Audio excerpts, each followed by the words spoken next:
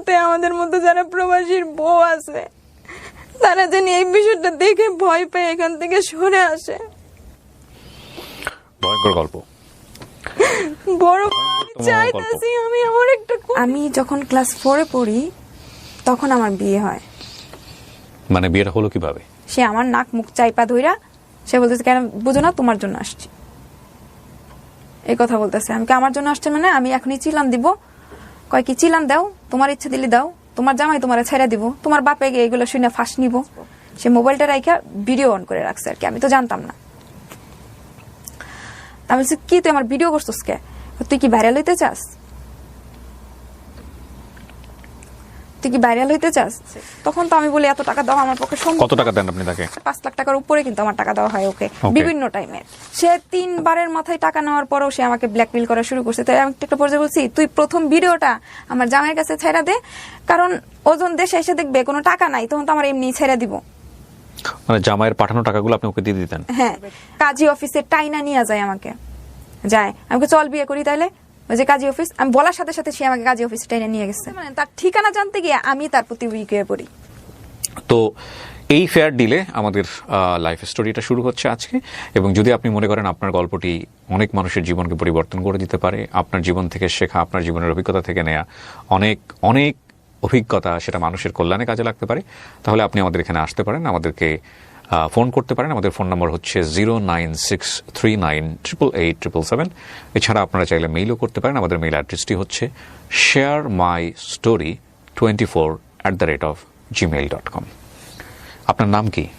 আমার নাম আমি প্রথমেই যে কথাটা আপনাকে একটু বলতে চাই, আপনার সমস্ত কাগজ পেপারস এখানে আপনি নিয়ে আসছেন, আমি গল্প বলতে বলতে চেক করব। তার আগে আপনি বলেন, আপনি কি সজ্ঞানে স্বেচ্ছায় এইরকম একটা গল্প, যেটা আমি জানি কিন্তু বাংলাদেশের মানুষ জানে না, এরকম একটা গল্প আপনার চেহারা দেখিয়ে, যেহেতু আপনি অ্যাডাল্ট, সামাজিক যোগাযোগ মাধ্যমে প্রচারের জন্য, যদিও আপনি পেপার সাইন করে এসছেন, আমাদের এখানে বসার একটা কনসেন্ট পেপার থাকে, আপনি নিজ ইচ্ছায় এখানে প্রকাশ করছেন।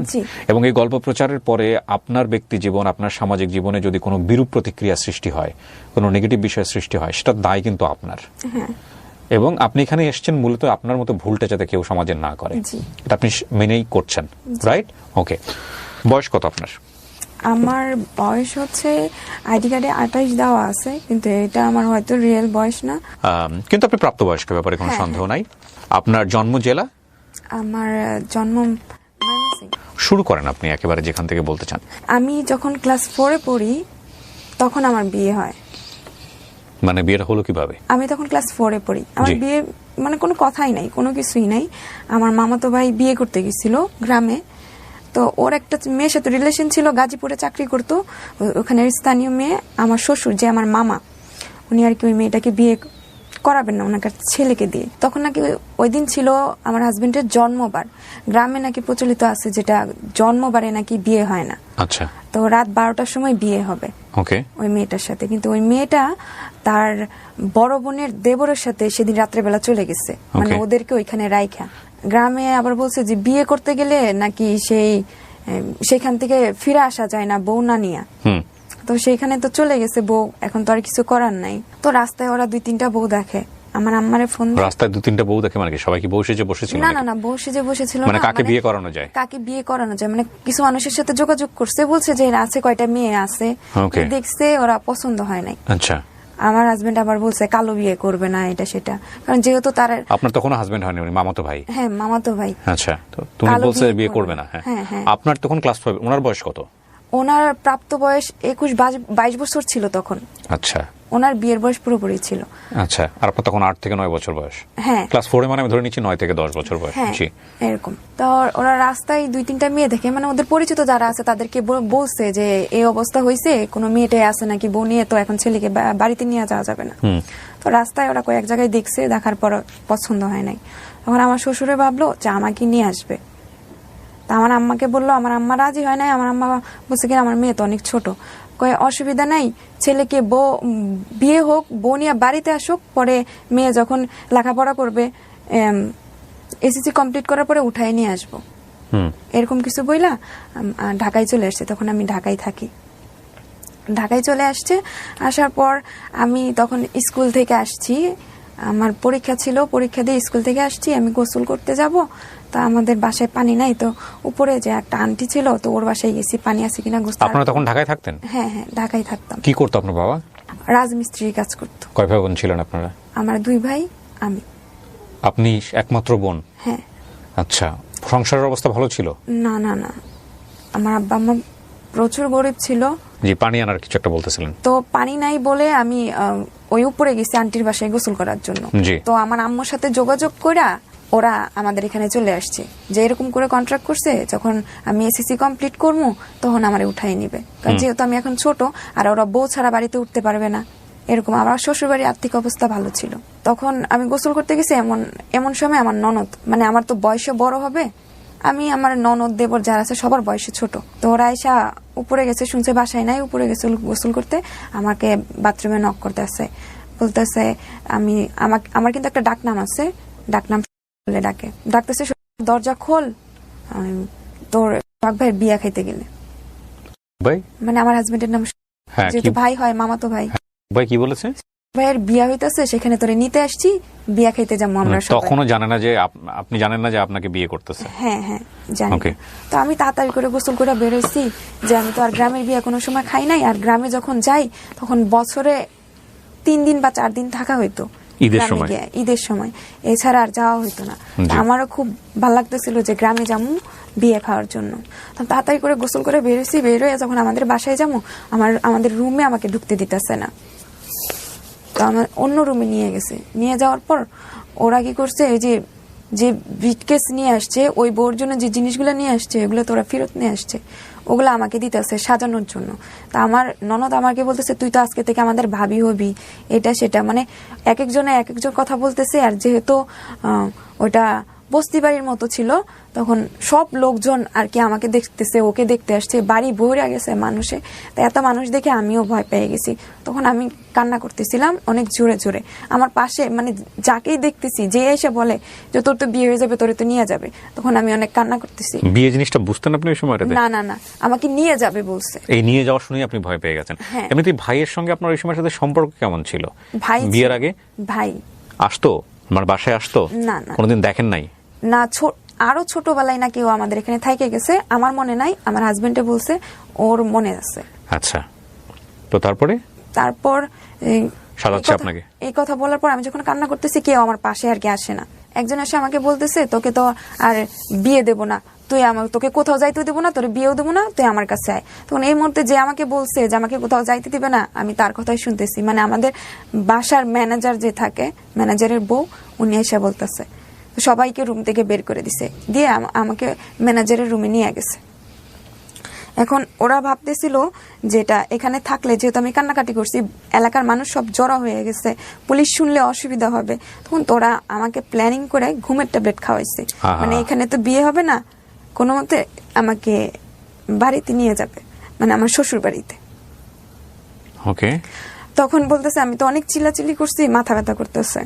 তখন বলতেছে কি, তোর তো মাথা ব্যথা করতেছে, নে এই ওষুধটা খায়া নে, তোর মামা নিয়ে আসছে, আমি নানি ডাকতাম আর কি, তোর মামা নিয়ে আসছে, এই ওষুধটা খাই না, মাথা ব্যথা ভালো হয়ে যাবো। এই ওর পাশে কেউ আসবে না, ওরে কোনো বিয়ে দিব না, ওরে যাইতেও দিব না। আপনার মা বাবা কি করতেছিল? একটা মাত্র মেয়ে? তখন আমার মা রাজি ছিল, আমার বাবা রাজি ছিল না। আমার বাবা এখনো কাজে ছিল, অনেক রাত্রে আসছে, আমাকে সন্ধ্যার পর উঠাইয়া দিচ্ছে। আচ্ছা, তো আপনার ওষুধ খাওয়াইছে? খাওয়ানোর পর আর কিছু মনে নাই, আমি সোজা আমার ঘুম ভাঙছে আমার শ্বশুর বাড়িতে। ঘুম ভাঙার পর আপনি কি দেখছেন? ঘুম ভাঙার পর আমি দেখছি আমাকে একটা রুমে শুয়ে আছে, ওখানে আমার আম্মা আছে, আমার 2 ভাই আছে, আমার আব্বা আসে নাই। আমার আব্বা কাজে থেকে আসতে আসতে 11টা বেজে গেছিল, তো পরের দিন আমার আব্বা আসছে। আচ্ছা, তো আমাকে পরের দিন কোথায় আসছে? আপনার এখানে আসছে? আমার শ্বশুর বাড়িতে আসছে। কিসের শ্বশুর বাড়ি? আপনি ঘুমের মধ্যে শ্বশুর বাড়ি? তখন কি আপনার বিয়ে হয়েছে? না না না, এখন আর কি বলতেছি, ওটা আমার শ্বশুর বাড়ি ছিল। আচ্ছা, ওকে, ফাইন। আমার মামার বাড়ি, মামাতো ভাইয়ের বাড়িতে আসছে। হ্যাঁ, বাড়িতে আসছে। তো আমার মামাতো বাড়ি আসে নাই তখনও। তো আমি ঘুম থেকে, তখন আমার ঘুম মনে হয় ভাঙে নাই, আমার শ্বশুরে পেয়ারা আইনা দিতেছে, আমি খাইতাছি, মানে ঘুরতেছি। আমি যদি বাইরে বেরোতে চাই, তো আমার বাইরে বেরোতে দেয় না, ঘরে বসে খাও। তা আমার হাতে আবার কি পরাইতেছে, এটা পরানো সুন্দর লাগবে, মানে কি একটা জরির মতো থাকে না বিয়ের মধ্যে পরায়, এই জিনিসটা আমার হাতে পরাই দিতেছে। আমি আবার পরি না, এটা কি পরবো, কেমন লাগতেছে, ওটা ব্যাচের মতো পর, ভাল লাগবে, সুন্দর দেখা যায়, এরকম কিছু। তা তারপর আমি হাতে পড়ছি, আমার শ্বশুরে পিয়ার আইনা দিতেছে, মানে যে কিছু আমার খাইতে দেয় আমার দরজা আটকায় রাখে, আমার সাথে কেউ মানে বাইরে বের হইতে দেয় না। আপন মামা? হ্যাঁ, আমার আপন মামা। তখন আমার আব্বা এসে আমার সাথে দেখা করে না। পরবর্তীতে আমি জানতে পাই আমার আব্বা এসে নাকি অনেক রাগারাগি করে, আমার আম্মার উপরে অনেক রাগারাগি করে যে আমার আম্মারে ছাইড়া দিব, আর আমার শ্বশুরবাড়ির লোকজন মানে আমার মামার নামে মামলা করব, এটা করবো, আমার ছেলে আমার মেয়েকে উঠায় নিয়ে আসছে, এটা। আমার আব্বা কিন্তু অনেক সরল সোজা। তো আমার খালা আছে, আমার মামা আছে, মানে আমার ছোট মামা আরেকজন আছে, উনি আমার আব্বারে সবাইরে বাজার থেকে অর্ধেক রাস্তা থেকে ধইরা নিয়ে আসে, সবাই জোরাজুরি করে সবাই আমার আব্বারে বোঝায়। তো কেউ তো ছিল না, আমার আব্বা যেহেতু সরল সোজা, তো আমার মানে এরকমই সরল যে ছোট একজন মানুষ ধমক দিল আমার আব্বা চুপ হয়ে যায়। তো আমার আব্বারে যখন নিয়ে আসে তখন আমার আব্বাও এক পর্যায়ে রাজি হয়। রাজি হওয়ার পরে কিভাবে আমার গোসল হয়েছে, কিভাবে আমার বিয়ে হয়েছে, আমার এত কিছু মনে নেই। তারপর ওর সাথে আমার বিয়ে হয় বলতে মানে আমার মামাতো ভাইয়ের সাথে আমার বিয়ে হয়, কিন্তু কিভাবে বিয়ে হয় আমি নিজেও জানি না, আমার মনে নেই। কবুল বলছিলেন আপনি, এটা মনে আছে? না, এটাও মনে নাই, কিন্তু সবাই বলছে যে কবুল বলছি, এটা সেটা। কিন্তু এরকম হবে কেন? আপনার তো এত কিছু মনে আছে, শুধু ওটুকু মনে নাই? ওটুকু না, মানে আমি তো অনেকটা ঘুমের মধ্যে ছিলাম, আমার কিছু জিনিস আর কি মনে আছে, আর কিছু জিনিস আমার মনে নেই। মানে কাজী আসছে, পরে কবুল বলছি কিনা বলছি জানি না, পরে আম্মার সাথে কান্নাকাটি করছি, আম্মা অনেক কাঁদতাছে আমাকে জড়ায় ধরা। পরে আমিও কাঁদছি। কি করতো আপনার মামাতো ভাই ওই সময়টাতে? আমার মামাতো ভাই সময় গাজীপুর চাকরি করতো। হ্যাঁ, তারপরে উনি বিয়ের উদ্দেশ্যে উনি বাড়ি চলে গেছে, ওনাদের ফলের দোকান ছিল, ফলের দোকানদারি করতেছে। এরপর আমি ওইখানেই থাকতেছি, চলতেছি, ও বাড়িতে আসে, ওর মতো আমি ওর মতো, মানে আমি ভাই করেই বলি। কান্নাকাটি করার পর আমার আম্মা আমার সাথে থেকে যায়, আমার আব্বা আমার সাথে থেকে যায়, ওদেরকে না দেখলেই আমি কান্না করি। আচ্ছা। তো ওদের সাথে আমি থাকি। ওরা কিছুদিন থাকার পর মানে ওদের তো এখন চাইতে হবে, আমার শ্বশুরে নাকি আমাকে দিবে না, আগে তো বলছে যে আমাকে দিয়ে দিবে, তারপর যখন আমি এসএসসি কমপ্লিট করি তখন আমাকে উঠায় নিয়ে আসবে। এখন আর যেতে দিবে না? এখন যেতে দিবে না, আমার আম্মার সাথে নাকি কন্ট্রাক্ট হয়েছে, আমরাই পড়াশোনা করাবো। তো ওরা পরে আমার আম্মা বলতেছে ঠিক আছে, যেহেতু আমার আম্মাদের মনে হয় আর্থিক সমস্যার দিকে, তোর নিজের ভাই যেহেতু মনে হয় ওইটা বুঝে, আমি জানি না কি বুঝে আমার আম্মা আমাকে রাইখা দিছে। আমার আম্মা যখন চলে যাবে তখন আমি আমার আম্মার ওড়না রাইখা দিছি, জুতা রাইখা দিছি। আমার আম্মা বলছে কি যে আমি কি জুতা থেকে তোরে থুয়ে চলে যাবো? আমি বলছি না, তুমি যাইবা গিয়া। কই কি না, আমি জুতা রাইখা যাইতেছি, এখানে ওড়না আছে, আমি এত কিছু রাইখা থুয়ে আমি তোরে কেমনি থুয়ে যাবো? এগুলো নিয়ে যাইতে হবে না আমাকে, খালি পায়ে কি আমি ঢাকায় যাবো গিয়া? মানে আমার আম্মা ছোট বাচ্চাদের মতো আমার পালায় রেখে চলে গেছে ওইখানে। তারপর আমি ওখানে কান্নাকাটি করি অনেকদিন। আমার শ্বশুরে আমাকে অনেক আদর করে, আমার ঘরে আবার সৎ শাশুড়ি মানে আমার মামি যেটা সেটা সৎ। কান্নাকাটি করি, তো একটা পর্যায়ে আমাকে বলছে কি ওই দিন নিয়ে যাবো ঢাকা, এরকম করে ডেট করতেছে, আর আমাকে ওইখানে সান্ত্বনা দিয়ে রাখতেছে। বিয়ে হলো কোন জেলায়? বিয়ে হলো। আচ্ছা, জি। তারপর ওইভাবে দিয়ে আমার সান্ত্বনা দিয়ে রাখতেছে, মানে ওরা ভাবতেছে আমি যদি ঢাকায় চলে আসি বা কোনো জায়গায় পালাই যাই তাহলে তো আমাকে কেউ খুঁজে পাবে না, সেজন্য আমার আম্মার সাথে বলছে যে ও যদি ঢাকায় যায় আর আসবে না। তো একটা পর্যায়ে আমি আমার মামা মামির সাথে থাকি, আমার হাজবেন্ডকেও আমি ভাই বলে ডাকি, তো সবাইকে ভাই বলিস না, এটা সেটা। আচ্ছা ঠিক আছে ভাই বলতেছে, আমি কি ভাই বলবো না, কি বলবো? মানে ওর সাথে ভাইয়ের মতোই, মানে মামাতো ভাই যেরকম সেরকম আচরণই করি। বা আমার ননদের জামাই আগে দুলাভাই ডাকছি, এরকমই বলি। ও সবাই বলতো যে এখন দুলাভাই ডাকতে হবে না, এখন তো তুই বড়, এটা সেটা। আমার দেবরও যেগুলা তাগরে ভাই ডাকছি, মানে সেটা বলে। এখন সবাই আমাকে বলতো এটা করিস না, ওইটা করিস না, ওইভাবে থাকতে হবে, মানে বড় বড় একটা যেটা, এগুলো আমাকে আর কি বলতো। বলার পর এখানে মনে হয় যে বছর খানিক চলে যায়, আমাকে আর ঢাকায় আসতে দেয় না। আমার আম্মা আসে 3 মাস 4 মাস পরে কয়েকদিন থাকে, পালায়ে চলে যায়, আমাকে নিয়ে যায় না।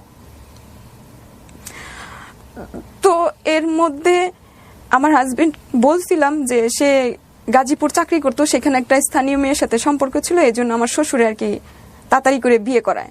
আপনি এটা বুঝলেন কিভাবে? ওনারা বলছে। আচ্ছা, মুখে মুখে বলছে, অনেকেই বলতো অনেকে বিয়ে করে ওখানে নাকি একটা ছেলে আছে, এরকম কিছু বিয়ের পরে আর কি শুনতে পারছি। আপনার লেখাপড়া কি হলো? মানে তারপরে আমাকে যখন স্কুলে দেয় আমার শ্বশুরে, তো স্কুলে যাওয়া আসা করি, আমার শাশুড়ি বলে কি মানে 2 দিন না 3 দিন স্কুলে গেছি, বলে কি স্কুলে যাইতে হবে না, পরে অমুকের একটা বউ ছিল, পরে লেখাপড়া করাইছে, অনেক দূর লেখাপড়া করানোর পর জামাই থুয়া চলে গেছে। এই যে বলো হুজুর আইনা মাদ্রাসায়, হুজুর বাড়িতে আইনা হুজুরকে দিয়া যতটুকু পড়ানো উচিত পড়াও। তা আমার শ্বশুরে এটাই করলো, আর স্কুলে যাইতে দেয় নাই আমাকে। তো এর মধ্যে দিয়ে আমার হাজবেন্ডের সাথে আমার ফ্রেন্ডলি, মানে ভাইয়ের মতো ফ্রেন্ডলি সম্পর্ক হয়ে যায়। ভাই ভাই মানে যতটুকু ভাই ভাই সম্মানিত করা লাগে আমি ওই ভাই ভাই বলি, ততটুকুই সম্মান করি। ভাই বলতেন? হ্যাঁ ভাই বলতাম বিয়ের পরে। ওকে। তারপর যখন ওই মেয়ের সাথেই কথা বলতো, আমার সাথে বসে বসে কথা বলতো, ওই মেয়েকে দিয়ে আমার সাথে কথা বলাইতো, আমিও কথা বলতাম। কি বলতেন ওই মেয়েকে সাথে কথা বলতেন? আপনি বুঝতেন বিষয়গুলো? ঠিক আপনার কাছে বিষয়গুলো খুব স্বাভাবিক মনে হতো? ও বলতো যে ওই মেয়ের সাথে সম্পর্ক আছে, ওই মেয়েকে একদিন হলো বিয়ে করবে। আমার তো সমস্যা নাই, আমাকে বলছে আমি যদি ওই মেয়েকে বিয়ে করি তাহলে তুই তোর বাপের বাড়িতে যাইতে পারবি। আপনি খুশি হয়ে গেছেন? হ্যাঁ।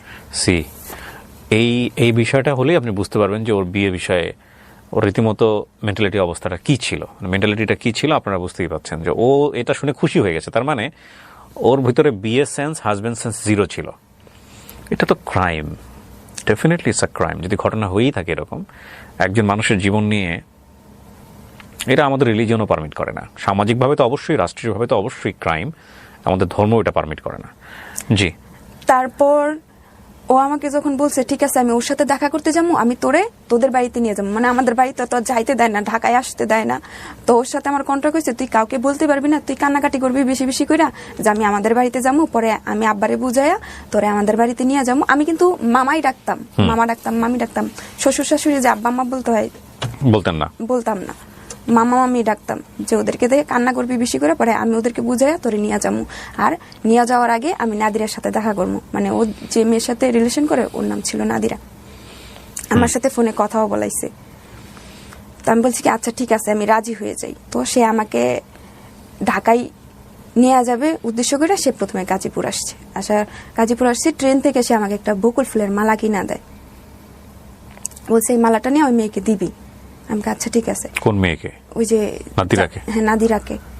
পরে আমার হাতে মালাটা থাকতে থাকতে মানে কেমন করে ধরছি, মালাটা একদম লাল হয়ে গেছে। পরে গাড়ি থেকে নাইমা যখন বলি মালাটা দিব, মেয়েটা যখন আসতেছে না না মালা ফালাই দিয়ে দেওয়া লাগবে না, তুই লাল করে ফেলছস। আচ্ছা ঠিক আছে। পরে ওরা নিয়ে পার্কে বসছে, ওরা এক বেঞ্চে বসছে, আমাকে এক বেঞ্চে বসাইছে। আমি বাদাম ছুইলা খাইতে পারতাম না, কামড় দিয়ে বাদাম আর কি ছুইলা খাইতাম। তারপর আপনার কোনো খারাপ লাগছিল না? না, আমি তো আমাদের বাড়িতে যাবো, এটাই আপনার জন্য সুখের। হ্যাঁ, যে আমাকে বাঁচাকে মেয়েটা। তারপরে ওরা দুজন কথা বলতেছে, আমি আরেক বেঞ্চে বসে আছি। আমাকে সে কতগুলা বাদাম ছুইলা বিছিয়ে আমার হাতে দিয়ে গেছে, আবার বলছে শেষ হয়ে গেলে আমাকে ডাক দিস। তারপর ওরা দুজন কথা বলতেছে। আপনি করে বলতেন না তুই করে বলতেন? তুমি করে বলতাম, ভাই তুমি। ছোটবেলা থেকেই তুমি করে বলছি, ভাই তুমি, ওই তুমি করে বলতাম। বলতেছি যে আমার বাদাম শেষ হয়ে গেছে। আবার ও আবার কথার ফাঁকে ফাঁকে আমাকে জিজ্ঞেস কিরে তোর বাদাম শেষ হয়ে গেছে। আমি বলতাম যদি শেষ হয়ে যাইতো বলতাম যে শেষ হয়ে গেছে, না হলে না এখনো কয়টা আছে। ও কথা বলতে থাকতো, আমার জন্য বাদাম ছুলতে থাকতো আর কি। তো ওর সাথে কথা বইলা সে আমাদের এখানে নিয়ে আসে। আমাদের এখানে নিয়ে আসার পর আমি আর যাইতে চাই না।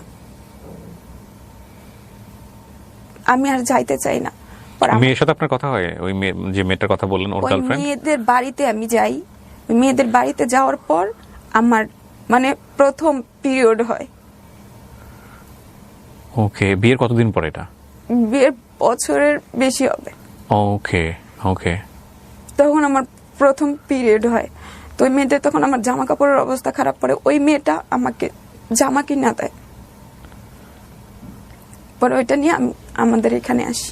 আচ্ছা। আসার পর ও সাথে করে নিয়ে যেতে, মানে ওর আব্বা বলে দিছে সাথে করে নিয়ে আসার জন্য। তা আমি তো কান্নাকাটি, আমি আর যাবো না, বললে আমি অন্য জায়গায় পালাই যাবো, মানে আব্বা আম্মা যদি প্রেশার দেয়। তারপর ওরা প্ল্যান করছে আব্বা আম্মার সাথে, আমি তো জানি না। আমার জামাই আগে চলে আসছে স্টেশনে, তার ঘন্টাখানিক পর আমার আব্বা আম্মা বলতেছে দেশে তো আমাদের একটা ঝামেলা হয়েছে, এখনই দেশে যাইতে হইব, তাড়াতাড়ি রেডি হয়ে নে। আমি কই না, মাত্র হয়ে গেছে, আমি আর যাবো না, ওখানে গেলে আমার থুয়ে আয় পড়বা। কত অন্য গাড়ি দিয়া গেছে কি আমরা ওখানে যাবো, আমরা আমাদের বাড়িতে যাবো, তোর মামার বাড়িতে তো যাবো না। এই কথা বলছে। বলার পর আমরা যখন স্টেশনে আসি, আইসা দেখি আমার জামাই সবার জন্য টিকিট করে রাখছে। টিকিট করে রাখছে বলতে মানে ওরাই প্ল্যানিং করে, যে আমি জানি যে ওর সাথে আমি যাবো না, সেই জন্য আর কি ওরা আগে পাঠাই দিছে, টিকিট করে রাখছে আমার আব্বা আম্মা আমার জন্য, সবার জন্য। কোথায় যাবেন আপনারা তাহলে? ময়মনসিংহ আসবো। ওদের বাসাতেই? হ্যাঁ। আবার ওদের বাসাতেই? হ্যাঁ হ্যাঁ, কিছুদিন থাকার পর আমি এখানে আসবো। আমি তো আর মানে আমি বলছি যে কোনোভাবে যদি আমি একবার ঢাকায় পৌঁছতে পারি তাহলে আর আমি আসবো না, বা আমি অন্য জায়গায়, আমাকে ওরা এখন যাইতে যাবে, আমি অন্য জায়গায় কোথাও পালা গিয়া বসে থাকবো, আমার তো আর কেউ খুঁজে পাইবো না। তো আমার আম্মা মনে মনে ব্যাপারটা বুঝতে পারছে, বুঝা সে বলতেছে কি তুমি চলে যাও, এরকম কিছু আর কি হয়েছে, আমি তো জানি না যে তুমি চলে গিয়ে ওইখানে টিকিট করে রাখো। মানে যাওয়ার পর তো আমি বুঝতে পারছি যে টিকিট সবার জন্যই করে রাখছে। আপনার আব্বা আম্মা বেঁচে আছেন? হ্যাঁ আছেন। তারপর আমি স্টেশনে যাই দেখি ওর টিকিট নিয়ে সামনে আইছে। পরে আমি ওইখানে কান্নাকাটি শুরু করে দিছি অনেক জোরে, আমি যাবো না। কয় কি ও গাড়ি ফেল করছে, গাড়ি পাই নাই, এখন আমাদের সাথেই যাবে। আমি কই কি না, আমি ওর সাথে যাবো না, আমি ওর সাথে যাবো না, এই কথাগুলো বলছি ওদেরকে। ও তো অন্য গাড়িতে যাবে। পরে আচ্ছা ঠিক আছে, অন্য গাড়িতে যাবে, আমরা এই গাড়িতে। কিন্তু ট্রেন যখন আসছে তখন আমরা একসাথেই সবাই উঠছি। আমি পরে ওইখানেও কান্নাকাটি করতেছি, তাহলে ওই কেমনে আইছে? কয় কি ওর সিট এখানেই বসছে, এই জন্য। পরে কোনো মতো করে ওইখান থেকে আমাকে ওদের বাড়িতে নিয়ে আসে, আমাকে আর আমাদের রিক্সা করে নিয়ে ডিরেক্টলি ওই আমার শ্বশুর বাড়িতে নিয়ে যায়, মানে আমার মামার বাড়িতেই আমাকে নিয়ে যায় আমার আব্বা আম্মা। আমি কই কি এদিক দেখে লেগে যাইতেছো, এইটা সেটা, কিছু হইব না, তোরা সাথে করে নিয়ে যাবো। মানে আমি সেখান থেকে মানে শুরু থেকে কান্না করে করে এই পথ শ্বশুর বাড়িতে গেছি। ওখানে আম্মারা কয়েকদিন, আব্বা আম্মা কয়েকদিন ছিল, থাকার পর ওইখানে আবার আমাকে পালায় রেখে চলে গেছে। তখন সবাইও জানতে পাইছে যে ওই মেয়েটার সাথে সে কথা বলে, এখনো যোগাযোগ করতেছে, আর ওর সাথে আমারও কোনো সম্পর্ক নাই তেমন, স্বামী স্ত্রীর সম্পর্ক। তখন তারা কি করছে, যেহেতু শুনছে আমার পিরিয়ড হয়েছে, তো তারা কি করছে, কবিরাজ এটা সেটার কাছে যাইতেছে, দুজি ও অন্য মেয়ের দিকে মন, আর আমার তো এদিকে ওকে চিনি না। পরে ওরা নাকি কিসের কবিরাজি করবে, এটা করবে সেটা করবে, আমি জানি না, এটা পরবর্তীতে শুনতে পারছি আর কি। কারা? আমার শ্বশুর আর আমার আম্মা।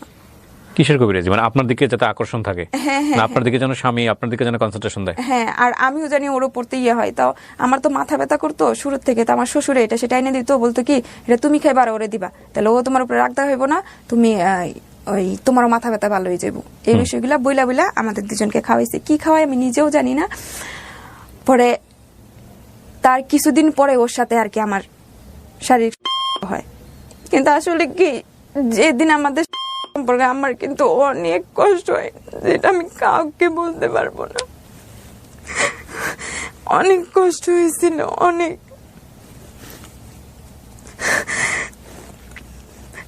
তারপর সেই প্রথমবার পিরিয়ড আমার বাপের বাড়িতে হয়, মানে ওই মেয়েটার এখানে আইসা বাপের বাড়ি থেকে শেষ হয়। দ্বিতীয়বার পিরিয়ডের সময় আমার বাচ্চা পেটে আসে। ওহো, মানে বাচ্চাটাও কি পরিকল্পনা করে শ্বশুর শাশুড়ি জোর করে নেওয়াইছে বা এরকম কোনো কিছু? যে বাচ্চা চলে আসলে নাকি ও অন্যদিকে আর যাবে না, এরকম কিছু আর কি ওরা ভাবছে। ওটা প্রথম বাচ্চার বয়স কত?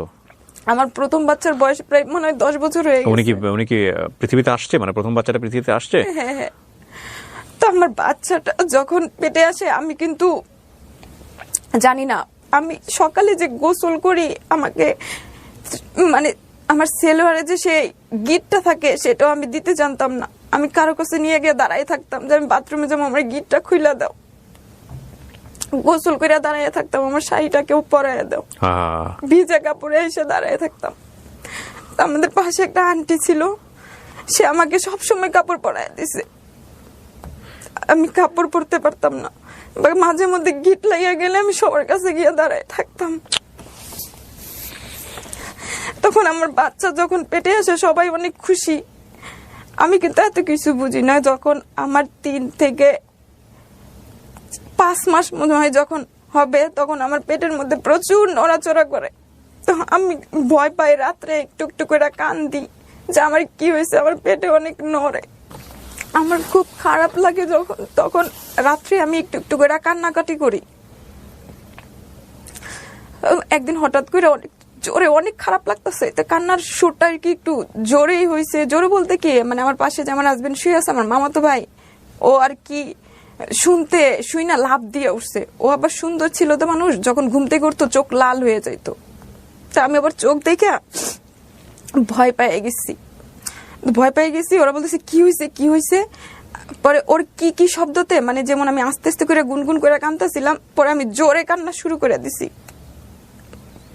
পরে পাশে থেকে আমার শ্বশুর শাশুড়ি ওরা আসছে, ওরাও আইসা বলতেছে কি হয়েছে, মানে সবার মধ্যে দেখতেছি যে ভয়, বড় বড় চোখ করা, সবার মধ্যে ভয় এরকম দেখতেছি। তখন আমার আরো কান্না আসতেছে, মানে এত কান্না, মানে আশেপাশে যে লোকজন আছে সবাই বলে যে ওই বাড়িতে ছোট মেয়ের বাচ্চা হবে, বিয়ে হয়েছে, ওর বাচ্চা হবে, কিছু হয়েছে নাকি, এরকম মনে করে সবাই আর কি রাত 3টার সময় বাড়ি ভরে গেছে মানুষে।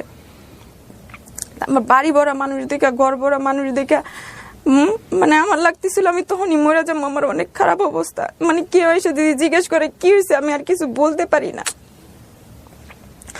পরে পাশে যে আমার এক দাদি ছিল, উনি কি করছে, সবাই ঘর থেকে বের করে দিছে। পরে ঘরে দরজা আটকায় দিছে, দরজা আটকায় আমারে বলতেছে, দাদু তুই আমার কাছে কত কি হয়েছে। পরে সবাই না দেখা পরে দাদুর কাছে আমি বলতেছি যে দাদু আমার পেটের মধ্যে এমন জোরে জোরে কি নড়তেছে। দাদুর কাছে, মানে আমার যে দাদির কাছে গল্প শুনতাম যে পেটের মধ্যে নাকি সাপের বাচ্চা হইতো, তো ওইটা ভাইবা আর কি আমি ভয় পাইতেছিলাম যে আমার পেটের মধ্যে মনে হয় সাপের বাচ্চা হয়েছে, এই জন্য এত জোরে জোরে নড়তেছে। পরে আমার দাদু কি করছে, গালের দুই পাশে গালের মধ্যে টান দিয়া ধরে কইতাছে কি এটা তো এরকম করবো, এটা তো তোর বাচ্চাই নড়তেছে পেটের মধ্যে, অন্য কিছু না। আমি এই জন্য বলি যে life is more than drama, জীবন নাটকের জন্য। আপনার মনে হচ্ছে না আপনি একটা সিনেমা দেখতেছেন?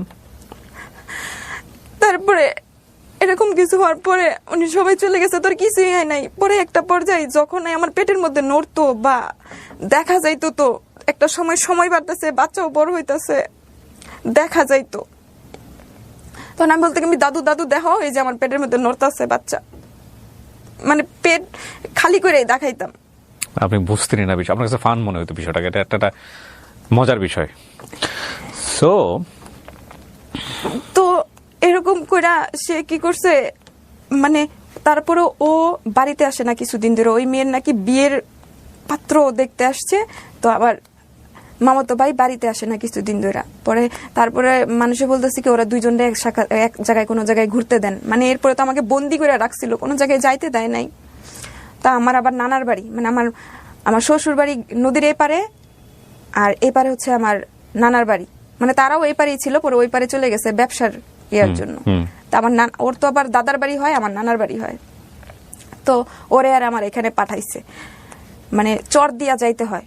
আমার এক কাপড় পরায় দিছে ওই আন্টি, মানে সবসময় যে আন্টি পরায় দিত ওই পরায় দিছে। পরায় দেওয়ার পর আমি যখন চরে দিয়া যাইতেছি, চরের যত মানে গাছপালা যা আছে যত কিছু আমার শাড়ির মধ্যে দিয়ে সব পেঁচা ধরছে, মানে পরে যাইতে পারতেছি না। শাড়ি পরা জানতেন না? তারপর আমি ওইখানে শাড়ি খুলে ফেলি, খুলে যাওয়ার পর সেখানে বসে শাড়ির এগুলো থেকে সব সরায় দেয়। আমি বলছি আমি শাড়ি পরে যাইতে পারবো না, আর হাঁটতে পারতেছি না, কই তো আইসা পড়ছি।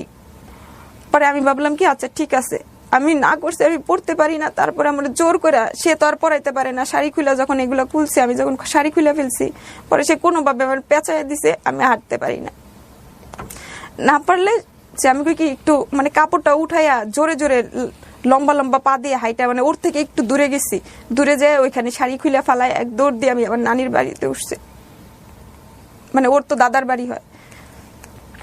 তখন সে কি করছে, সেই শাড়ি এখানে ফালাইয়া দিয়া ওই রাস্তা দিয়া যাইতাছে, আর নানার বাড়ি উঠতেছে, আমার শ্বশুরের বক্তাছে বাচ্চা আমার বিয়া করাইছে, আমি কইছি আমি বিয়া করবো না, এটা সেটা, মানে আমার শ্বশুরের উপরে রাগ ঢালতেছে।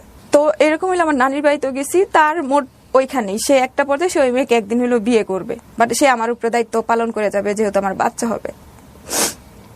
তখন আমার যখন বাচ্চা পেটে 7 মাস, তখন আমাকে ঢাকায় দেয় আমার মার কাছে, আর দেয় নাই। তখন আমাকে ঢাকায় দেয় আমার মার কাছে, আমি তো অনেক খুশি আমার মার কাছে যাবো।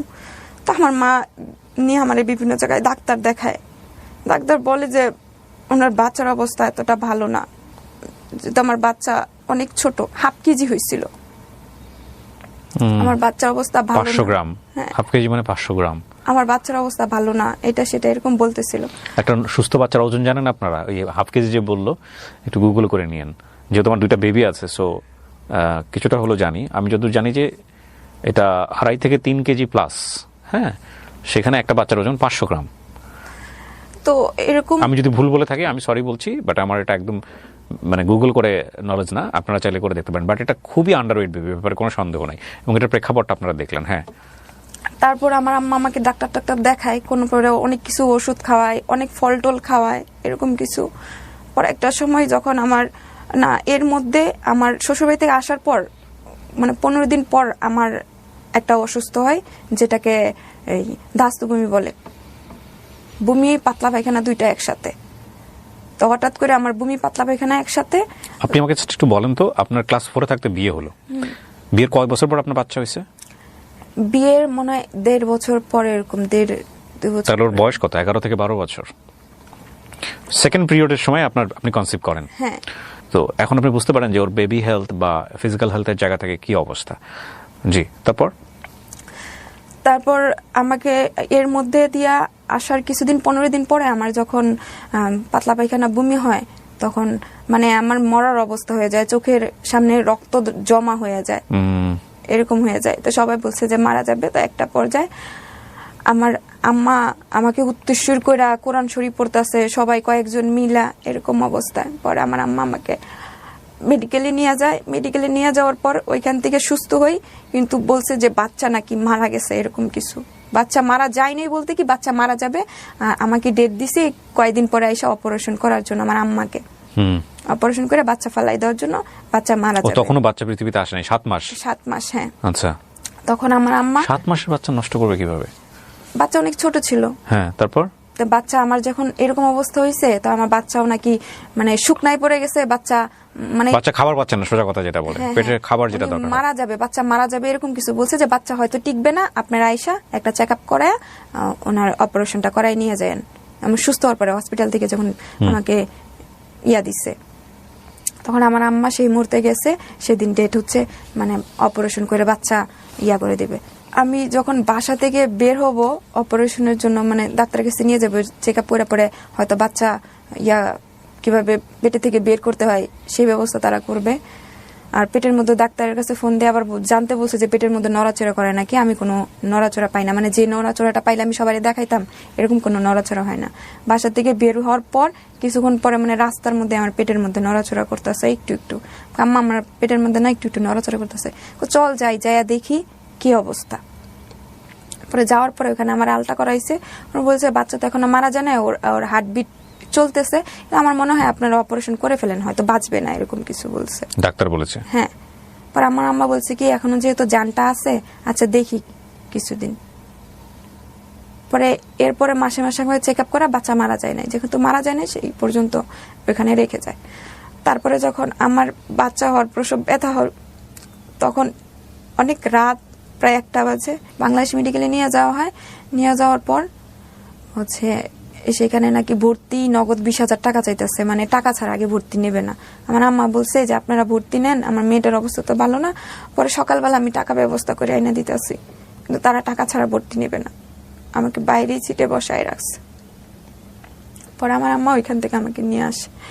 নিয়ে আসার পর সকালবেলা আর কয়েকজনে বলছে যে অন্য জায়গায় ক্লিনিক আছে, ওইটাতে ভালো চিকিৎসা হয়, এটা সেটা। তো সেখানেও নিয়ে গেছে, সেখানে নিয়ে আমাকে বলছে এবং বাচ্চার মা একজনও বাঁচবে না, বংশই দিতে বলতেছে, এটা সেটা অনেক কিছু। তো আমার আম্মা বলছে যে কোনো একজনকে তো রাখবেন। তো বলতেছে আমরা পারবো না। পরে ওইখান থেকে আমার আম্মার যে পরিচিত আছে, উনি বলে কি ওনার বোনের নাকি বাচ্চা হয়েছে, মোহাম্মদপুর একটা ক্লিনিক আছে, ওইখানে নিয়ে যাইতে। পরে আমাকে ওইখানে নিয়ে যায়। নিয়ে যাওয়ার পর ওইখানে আমার আব্বা আর আমার আম্মা যায়। আমার তখন আমার শ্বশুর বাড়ির লোকজন আসে নাই, কেউ আসে নাই। আমার নিয়ে যায়, নিয়ে যাওয়ার পর ওইখানে আমার ভর্তি রেখে আমাকে চেক আপ রুমে নিয়ে যায়। আমার আব্বা চলে আসে, বাসায় চলে আসে, বাসায় তো আর কেউ নাই। তো ওরা চেক আপ টেক আপ করে আইসা বলে কি যে ওনার অবস্থা তো খুব খারাপ, আমরা ওনাকে বাঁচাতে পারবো না, বা ওনার বাচ্চাও বাঁচাতে পারবো না। আমার আম্মা বলতেছে আপনারা দুজনের একজন করে রাখেন। বলতেছি কি না আমরা পারবো না, আপনারা ঢাকা মেডিকেল নিয়ে যান। পর পরে আমার আম্মা ওইখান থেকে বাধ্যতামূলক আমার আম্মা ওইখান থেকে আয়সা নিচে যখন দাঁড়ায় ওখান থেকে ডাক্তার গুলা না আমারে দেখতেছিল অনেক, পরে ওরা দৌড়ায় আসছে বলে কি আপনি আমাদের এখান থেকে অ্যাম্বুলেন্স নিয়ে যান, আমরা সাথে ডাক্তার দিয়ে দিচ্ছি, মেয়েটার অবস্থা ভালো না। তখন আমার ওইখান থেকে আমার আম্মা অ্যাম্বুলেন্স নেয় ওই ক্লিনিকের ওইখান থেকে, আর ওইখান থেকে একটা ডাক্তারও আমার সাথে যায়, যাইয়া ওইখানে ঢাকা মেডিকেল আইসা আমাকে ওইখানে ভর্তি করায় রাইখা যায়। যাওয়ার পর আমার বাচ্চা হয়, আমারও কিছু হয় না, আমার বাচ্চারও হয় না। হওয়ার পরে আমার বাচ্চাকে কাচের বাক্সতে নিয়ে যাওয়া হয়, অনেক ছোট, কাচের রুমে নিয়ে যায় আমার বাচ্চাটাকে, আমি দেখতে পাই না অবশ্যই, অনেক ছোট হয়েছিল, যে তুলার মধ্যে পেঁচানো ছিল, কাচের বাক্সতে অনেক দিন ছিল। তার মধ্যে দিয়ে আমার শ্বশুর বাড়ির লোকজন কেউ আসে নাই। তা আমাকে যখন বেডে আইনা শোয়ায়, বাচ্চারা তো আর দেখতে পারি না, বেডে আইনা শোয়ায়, তখন মানুষে শুধু বলে কি যে তোমার জামাই কই, তোমার জামাই আসে না কেন, তোমার জামাই কি করে, মানে এগুলো আমার আম্মা থাকলে বলে না, আমার আম্মা যখন আমার থেকে দূরে বা ওষুধ আনতে যায় বা বাচ্চাকে দেখতে যায় তখন আর কি সবাই এসে বলে। আর অনেকে বলে কি যে তোমার মনে হয় বিয়ে হয় নাই, এরকম কিছু বলে, যেহেতু আমার শ্বশুর বাড়িতে তোমার শ্বশুর বাড়ির লোকজন আসে না কেন। পরে আমার আম্মা বলছে কি যাদের একটু সমস্যা আছে সেই জন্য আসে নাই, ওরা কিন্তু আসে নাই। পরে মেডিকেলে আমি অনেকদিন থাকি, বাচ্চাকে দেওয়া যায় কিন্তু আমার ছিল না, মানে বাচ্চাকে যে আমি দুধ খাওয়াবো ফিট করতে পারি নাই। তখন ডাক্তারে বলছে যে ওয়ান খাওয়ানোর জন্য হসপিটালে থাকা অবস্থায় আমার আম্মা, ও আবার এতটুকু ছোট হয়েছিল ফিটার খাইতে পারতো না, মানে সেই দুধটাও একটা নেকড়ার সাহায্যে আর কি টিপ টিপ করে খাওয়াইছে, ওর কিছুই ছিল না শরীরে, মানে আমি বলি এরকম করে ঝুলেছিল, চামড়া মাংস ছিল না, হাড় দেখা যাইতেছিল, শরীরের রগ দেখলে ভয় লাগছে, আমি কোলে নিতে পারতাম না। আমার আম্মার ভয়ে গোসল করাইতো না, কারণ ওর চামড়া এতটাই পাতলা ছিল সব দেখা যাইতো। পরে আমার নানি আসে, আমার নানি ওর দাদি হয়, ওনাকে পাঠানোর পর উনি আসে, উনি আইসা দেখা যায়, বাড়িতে যায় বলে কি দেখ গিয়া তোরা গিয়া পাস নাকি, বাচ্চা মনে হয় বাঁচবে না, যেমন দেখে আসছি। তো অনেকদিন পর আমার জামাই এসা আমার বাচ্চারে দেখা গেছে, তার 21 দিন আরো অনেকদিন পর আমার শাশুড়ি আসছে, তার কয় মাস পর আমার শ্বশুর আসছে। এতদিন পরে কেন আসলো? ওরা নাকি বাড়িতে ঝগড়া লাগছে। বাচ্চা যখন হয়ে যায় তখন অনেকদিন পর বাড়িতে আসি, মানে ঢাকায় আসি। আমার বাচ্চার 5-6 মাস বয়স পরে কিন্তু আমার আম্মা আমাকে বাড়িতে, মানে আমার শ্বশুর বাড়িতে পাঠায়। সেখানে থাকেও বেশি দিন থাকি নাই, চলে আসছি, কারণ বাচ্চা আমি রাখতে পারি না, কোলেও নিতে পারি না, মানে কোলে নিলে টয়লা দিয়া পেঁচাইতে মানে একটু মানে ধরার মতো হইলে আর কি আমি নিতে পারি, না হলে নিতে পারি না, বাচ্চার মতো একেবারে খাওয়াইতে পারি না কিছু না। আমার আম্মা দুধ খাওয়াইছে, আমার আম্মাই রাখছে, এমনকি আমার মেয়ে বড় হয়ে আমার আম্মারে আম্মা ডাকছে, আমার আব্বারে আব্বা ডাকছে, আমাকে কিছুই ডাকে নাই। ওহো। তো এরকম করে দিনকাল চলতেছিল। তারপর হচ্ছে গিয়া আমার সে আবার দেশের বাইরে চলে যাবে, আপনার স্বামী। আমার আরেকটা বাচ্চা পেটে আসে ওই সময়। 2 বছর পরেই আমার আরেকটা বাচ্চা পেটে আসে। পেটে আসে, ও দেশের বাইরে চলে যাবে এই কথা বলতেছিল। ওই সময়টাতে মেয়েটার সম্পর্ক কেমন ওনার? ওইখানে মোটামুটি ভালোই। তখনও কি আপনার মেয়েটার সঙ্গে যোগাযোগ ছিল? হ্যাঁ, কারণ মেয়েটার আম্মুকে সে আম্মু বলে ডাকে। ওনার নাকি একটা ছেলে। আপনার দিক থেকে বিষয়টা কেমন ছিল? আপনি কি তখন আপনার হাজবেন্ডকে, বা তখন তো আপনার হাজবেন্ড, ওনাকে কি তখন আপনি ভালোবাসেন, মন থেকে ভালোবাসতে পেরেছেন, নাকি তখনও মনে হতো না জীবন থেকে চলে গেলে বাঁচি? আমি আসলে কি ভালোবাসাটা বুঝতাম না, ওনার যথেষ্ট পরিমাণ ওখানে সম্মান করতাম, ভয় পাইতাম, ওনার কথাটা মাইনা চলতাম, এরকম ছিল আর কি। ফাইন। তারপর কি হলো? আপনার বাচ্চা পেটে আসলো। হ্যাঁ, তো এরকম করে চলতেছে। তারপর আরেকটা বাচ্চা পেটে আসে, আসার পর ও দেশের বাইরে যাবে। তারপর আমার আম্মাকে বলে কিছু টাকা দেওয়ার জন্য, আমার আম্মার যা গয়নার গাড়ি ছিল তা বেসে ওনাকে টাকা দেয়, কিন্তু ওইখানে টাকাগুলা মাইর খায়। আপনি ওই মেয়েটার সঙ্গে যে ওনার সম্পর্ক, এগুলো নিয়ে আপনাদের মধ্যে সংসারে ঝামেলা হতো নাকি আপনি এগুলো নিয়ে কিছু বলতেনই না? না, আমি কিছু বলতাম। এগুলো নিয়ে আপনার মধ্যে কোনো অনুভূতি তৈরি হতো না? না, সে বলছে সে ওকে বিয়ে করবে, কিন্তু একদিনের জন্য হলেও বিয়ে করবে, এরকম কিছু। আচ্ছা, ওকে। কিন্তু আমার কোনোদিন ইয়া করবে না, বা আমাকে ছাড়লে ওর ফ্যামিলি তোরে জায়গা দিবে না, ওকে, এই ভয়টা ওর মধ্যে ছিল। তা আমি এটা নিয়ে আর মাথা ঘামাই নাই। পরে সে দেশের বাইরে চলে যাবে, টাকা মাইর খাইলো, আমার আরেকটা বাচ্চা হয়। সেই মুহূর্তেও কিন্তু আমার বড় মেয়েটা আমাকে আম্মা বলে ডাকে না, আমার মার সাথেই থাকে। আমার ছোট মেয়েটা, মেজো মেয়েটা হওয়ার পরও আমার মেয়েটা বলতো কি, মুন্নি তোর নানা ভাই আইছে, আমার আব্বা আইছে, মনি তোর পাখিমণি আইছে, আমার আম্মা আইছে। মানে আমার আম্মার নানি বলতো না, পাখিমণি বলতো, এখনো পাখিমণি বলে। তারপর এরকম করে দিনকাল চলতে থাকে। থাকার পর আমার হাজবেন্ড আমার শ্বশুরের সাথে ঝগড়া করে আমারে ফালাই রেখা ও ঢাকায় আবার চাকরি করতে চলে আসে। মানে ওদের ঝগড়া, আমাকে ফালাই রেখে আসে ওইখানে। তারপর আমার শাশুড়ি আমাকে অনেক অত্যাচার করে, আমার শরীরে গায়ে হাতও তুলে।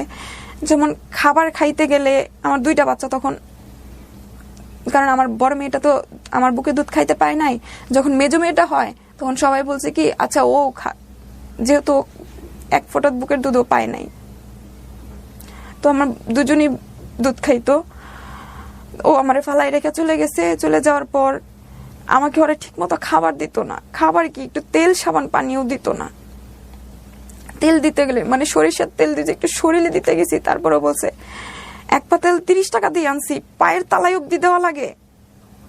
আর রান্না বান্না করে নিয়ে যাইতাম, নিয়ে যাওয়ার পর সবাইরে খাওয়াইতাম। খাওয়ানোর পর আমার শাশুড়ি আমার প্লেটে অল্প কয়টা ভাত, আর আমার শাশুড়ির প্লেটে অল্প কয়টা ভাত, আর একটা বোলের মধ্যে ভাত আমার ছোট একটা দেবর ছিল ওর জন্য রাইখা দিত। দেখো ও তো একটু পরে কান্না করবো, কিন্তু সেখানে অনেক করে ভাত রাখতো। পরবর্তীতে আমার শাশুড়ি ওকে খাওয়াই দিত, উনি নিজেও খাইতো। মানে আমাকে খাবার দিত না, একবার আমি অনেক কষ্ট করতাম। যেমন ওরা সবাই খাওয়ার পরে যখন আমি নিজে অল্প করে ভাত খেয়ে যখন আমি পুষ্কুনিতে আমি প্লেট ধুইতে যাইতাম, তখন মনে হয় যে আমার মনে হইতো যে পুষ্কুনির পানি মনে হয় আমার অর্ধেক আমার চোখের পানি, পেটের ক্ষুধায়। আমারে ফালাই রেখে চলে যায় ওখানে। অনেক কষ্ট করি, একটা পর্যায়ে সে আসে, একটা পর্যায়ে আইসে আমাকে ঢাকায় নিয়ে যায়, আমার মার কাছে আমাকে রাইখা যায়। পরে ওইখানে আমি 2টা বাচ্চা নিয়ে থাকতে থাকি। মার কাছে? মার কাছে। 2টো বাচ্চা কি মেয়ে বাচ্চা? হ্যাঁ, 2টা বাচ্চা মেয়ে। আমার বাচ্চাগুলো কিন্তু অনেক সুন্দর দেখতে, যে কেউ আদর করবে। রাস্তা দিয়ে নিয়ে গেলে মানে এমন একটা মানুষ নাই যে ওর গালে না হাত দিছে, ওকে কোলে না নিছে। মাশাআল্লাহ। জি, তারপর রেখে যায়? হ্যাঁ, ওখানেই থাকতে থাকি। ও বলতেছে কি যে আমার টাকা লাগবে, আমার আম্মার কাছে টাকা চাইতেছে। আমার আম্মা বলে কি আমার তো টাকা দেওয়ার সামর্থ্য নাই, তুমি ওদেরকে রাইখা যাও, তুমি নিজে কাজ করো, কাজ করে টাকা জমাও, ওদেরকে দিতে হইব না, পরে কিছু একটা করো। তো এখানে যখন আমাকে রাইখা যায়, ও নিজে নিজে টাকা জমাইতেছে, আমারও দিতে হয় না। 4 বছর হয়, 4 বছরের পরে মেয়েদের, তখন ওইখানে যাই। যাওয়ার পর সবাই ওইখানে কানাফুসা করতে থাকে যে আমার কোথা থেকে নিয়ে আসছে, আমাকে কোথা থেকে নিয়ে আসছে। মানে এসে ও যখন অফিসে চলে যায়, এ আসে সে আসে, তুমি বলো তোমার বাপের বাড়ি কই, তোমার বাপ কই, আমাদেরকে বলো ঠিকানা তো তোমার ওইখানে দিয়ে আসবো। আর তোমার বাচ্চাগুলা কি তোমার নিজের, এরকম কিছু বলতো। তখন আপনি হাজবেন্ডের সঙ্গে থাকেন? হ্যাঁ, কিন্তু যেমন বলতো কি, ওরা বলতো যে আমার ভাগাই নিয়ে আসছে, এরকম কিছু, ওনার আগের বাচ্চা, এরকম সবাই আর কি বলতো। সবাই তো বাচ্চার মতো দেখতেই। হ্যাঁ, কারণ ও যখন দোকান থেকে আসতো তখন 2 চিপ আনতো, তো আমার 2 মেয়ের জন্য আনলে আমার জন্য নিয়ে আসতো, আইসক্রিম আনলে ওর জন্য নিয়ে আসতো, আর ওরা বাইরে নিয়ে যাইতো আমারও চকলেট কিনে দিলে, ওরাও চকলেট কিনে দিলে আমারও দিত আর কি। তো সবাই আর কি সন্দেহ পর্যায়ে নিয়ে যাইতো। আরেকটা বাচ্চা আমার পেটে আসে, আসার পর সেই বাচ্চাটাও আমার হয়। আমার 3টা বাচ্চা হবে, আমার 3টা বাচ্চাই ঢাকায় হয়, আমার মায় নিয়ে আসে। 3টা বাচ্চার সময়, একটা বাচ্চার সময় আমার স্বামীকে আমি পাশে পাই নাই। ওকে, সে অনেক পরে আসছে। তো আমার মেয়ে হওয়ার পর, ছোট মেয়েটা হওয়ার পর আবার আমি গ্রামে চলে আসি, হয়ে গেছে নিজে নিজে দেখতে পারি, নিজে নিজে নিজের সংসার চালাইতেছি। তো একটা পর্যায়ে সে দেশের বাইরে চলে যাবে, তো তার সবকিছু রেডি হয়ে গেছে, তো দেশের বাইরে চলে গেছে, অনেক টাকা দেনা ফেনা হয়েছে। আমি ঢাকায় চলে আসি, গার্মেন্টসে চাকরি করতে গেছি। আমি তো পড়াশোনা কম করছি, তো অন্য অন্য কোম্পানিতে আমার চাকরি হওয়া সম্ভব না। গার্মেন্টসে চাকরি করতে গেছি, ওইখানে পাশের এক ভাবি বলতেছে কি আমাকে, ভাবি আমার চাকরিতে নিয়ে দেন, আমাদের এরকম সমস্যা। তো উনি কি করছে, গার্মেন্টসে ঢোকার আগে আমাকে নিচে দাঁড় করায় রেখে গেছে, যে কেউ যদি বলে তুমি চাকরি করবা, আমার এখানে খোঁজ করছি অনেক দূরে দূরে, সেখানে যায় তো সম্ভব না কাজ করা। আর এমনি আমার পড়াশোনা নাই, এটা আমি ভাগ্যের ফেরে আমি কাজ শিখে গিয়া যে কোনো জায়গায় কাজ করতে পারতেছি, ওইটা তো আর পারতেছি না। তো একটা পর্যায়ে আমি নেটওয়ার্ক মার্কেটিং এ চাকরি নিই, মোবাইলে। আমি পাশাপাশি অন্য কিছু কাজ করলাম, নেটওয়ার্ক মার্কেটিং এর কাজ করলাম। সেখানেও আমার ব্রেন খাটায়া আমি ভালো একটা পজিশনে চাকরি করে ফেললাম। আমার স্যার আমাকে অনেক বাজাইছে, অনেকভাবে টেস্ট করছে, যে সেখানে তো অনেক মানুষের সাথে কথা বলতে হয়, মাসে মাসে 2টা-3টা প্রোগ্রাম থাকে, অনেক বড় স্টেজে কথা বলতে হয়। তো সেখানে যদি কোনো ভালো ছেলে দেখি, তখন যদি ছেলেদের সাথে সম্পর্ক হয়, আমার তো ওরা আমাকে যা শিখাবে সব নষ্ট, আমার জীবনটাও নষ্ট, এরকম ওরা আমাকে অনেক বাজাইছে। বাজার পর আমার একটা প্রজেক্টে আর কি জয়েন করাইছে, একটা প্রজেক্ট গ্রুপে। আপনার হাজবেন্ড তখন কি দেশের বাইরে? দেশের বাইরে। আমি প্রায় 800 লোকের লিডার ছিলাম। 800? হ্যাঁ, 800 লোকের লিডার ছিলাম। আমার এ টিমে ছিল 800 লোক, বি টিমে 56 জন লোক ছিল। মানে বি টিম নিয়ে কাজ করতেছি, এ টিমের কাজ শেষ আমার। এ টিমের মধ্যে 2-3 জন মার্কেটিং ম্যানেজার আছে, তারপরে হচ্ছে সেলস এক্সিকিউটিভ আছে, সিনিয়র সেলস এক্সিকিউটিভ আছে, বিএপি মেম্বার আছে। তো আমি যখন মার্কেটিং কাজ করি তখন মনে করেন যে আমার সারাক্ষণ ফোনে ব্যস্ত থাকতে হয়। মানে এ কল দিতেছে, আমার যেমন আমি যেহেতু সবার মেন্টর, তো একজনে যদি একজনকে ইনভাইট করে তারা যদি না বুঝাইতে পারে তা আমাকে বুঝাইতে হইতো, বা আমি যদি না পারতাম আমার যে মেন্টর তাকে দিয়ে হেল্প নিতাম, এরকম কিছু। তো আমি সবসময় ব্যস্ত থাকতাম। আর তার 2 বছর আগে থেকে আমি যখন বাপের বাড়িতে যাইতাম, এর মধ্যে আমার আব্বা আম্মা সেপারেশন হয়ে গেছে। আমার ভাইদেরকে নিয়ে ঝগড়া নিয়ে, আমার আম্মা ঢাকায় থাকে, আমার ভাইদেরকে নিয়ে, আর আমার আব্বা গ্রামে থাকে। সেপারেশন বলতে কি ডিভোর্স হয়ে গেছে? না, ডিভোর্স হয় না, আমার আলাদা আব্বা থাকে? একটা বিয়ে করছে আর কি। ওকে। তা আমার আব্বা এখানে থাকে। তো আমি মাঝে মধ্যে যখন আমার বাচ্চাদেরকে নিয়ে আসতাম, আমি আবার যেহেতু আমি গ্রামে বড় হই নাই, আমার জন্মস্থান গ্রামে না, তা আমি গ্রামের কাউকে চিনি না। দুজি বলে এটা তোর চাস্তো ভাই, মানে আমার ঘরের সাথে ঘর, তাহলে আমি চিনতে পারি, এছাড়া আমি চিনতে পারি না। আর ওর সাথে আমার কোনো সময় দেখা হয় নাই। ও আমাকে দেখতো, দেখো ওর কাছ থেকে নাকি অনেক ভাল লাগতো আমাকে। কে এটা? আমার চাস্তো ভাই। সে 2 বছর সে আমাকে ফলো করছে, বা কোনোভাবে আমার সাথে যোগাযোগ করা যায় কিনা। আপন চাচাতো ভাই? না না, আপন চাচা না, পাড়াপড়শি চাস্তো ভাই। তো আমাকে মাঝে মধ্যেই দেখতো, কিন্তু কোনোদিন কথা হইতো না। সে আমাকে এটা পরে বলছে আর কি, এরকম দেখতো। তো আমার বাপের বাড়িতে আসা যাওয়া করতাম মাঝে মধ্যে। তো আমার এখানে প্রোগ্রাম ছিল, সেমিনার থাকতো, আসতে হইতো। আর ওইখানে আমার স্যারেও বলছে তুমি তো অনেক সুন্দর কথা বলতে পারো, তো তুমি ট্রেনার হিসেবেও কাজ করতে পারো, এখানে তোমার আরো কিছু টাকা হবে, আরো উপরের দিক দিয়ে যাইতে পারবে, তুমি তো সুন্দর কথা বলতে পারবে। মাঝে মধ্যে স্টেজে ডাকতো, আমি অনেকক্ষণ কথা বলতাম। তো হঠাৎ করে আমি যখন একদিন গ্রামে যাই, তখন আমার পাড়াপড়শি এক চাস্তো বোন, সে কি করতো, আমাদের মাদ্রাসার একটা হুজুর তার সাথে রিলেশন করতো আর কি, আমার চাস্তো বোন, ছোট আর কি। তো সে আমার পাশের ঘরে চাস্তো ভাইয়ের বউর ফোন দিয়ে কথা বলতো। মাঝে মধ্যে যখন যাইতাম, মানে যার ফোনেই পাইতো আর কি, সুযোগ পেলে তার ফোন দিয়ে হুজুরের সাথে কথা বলতো।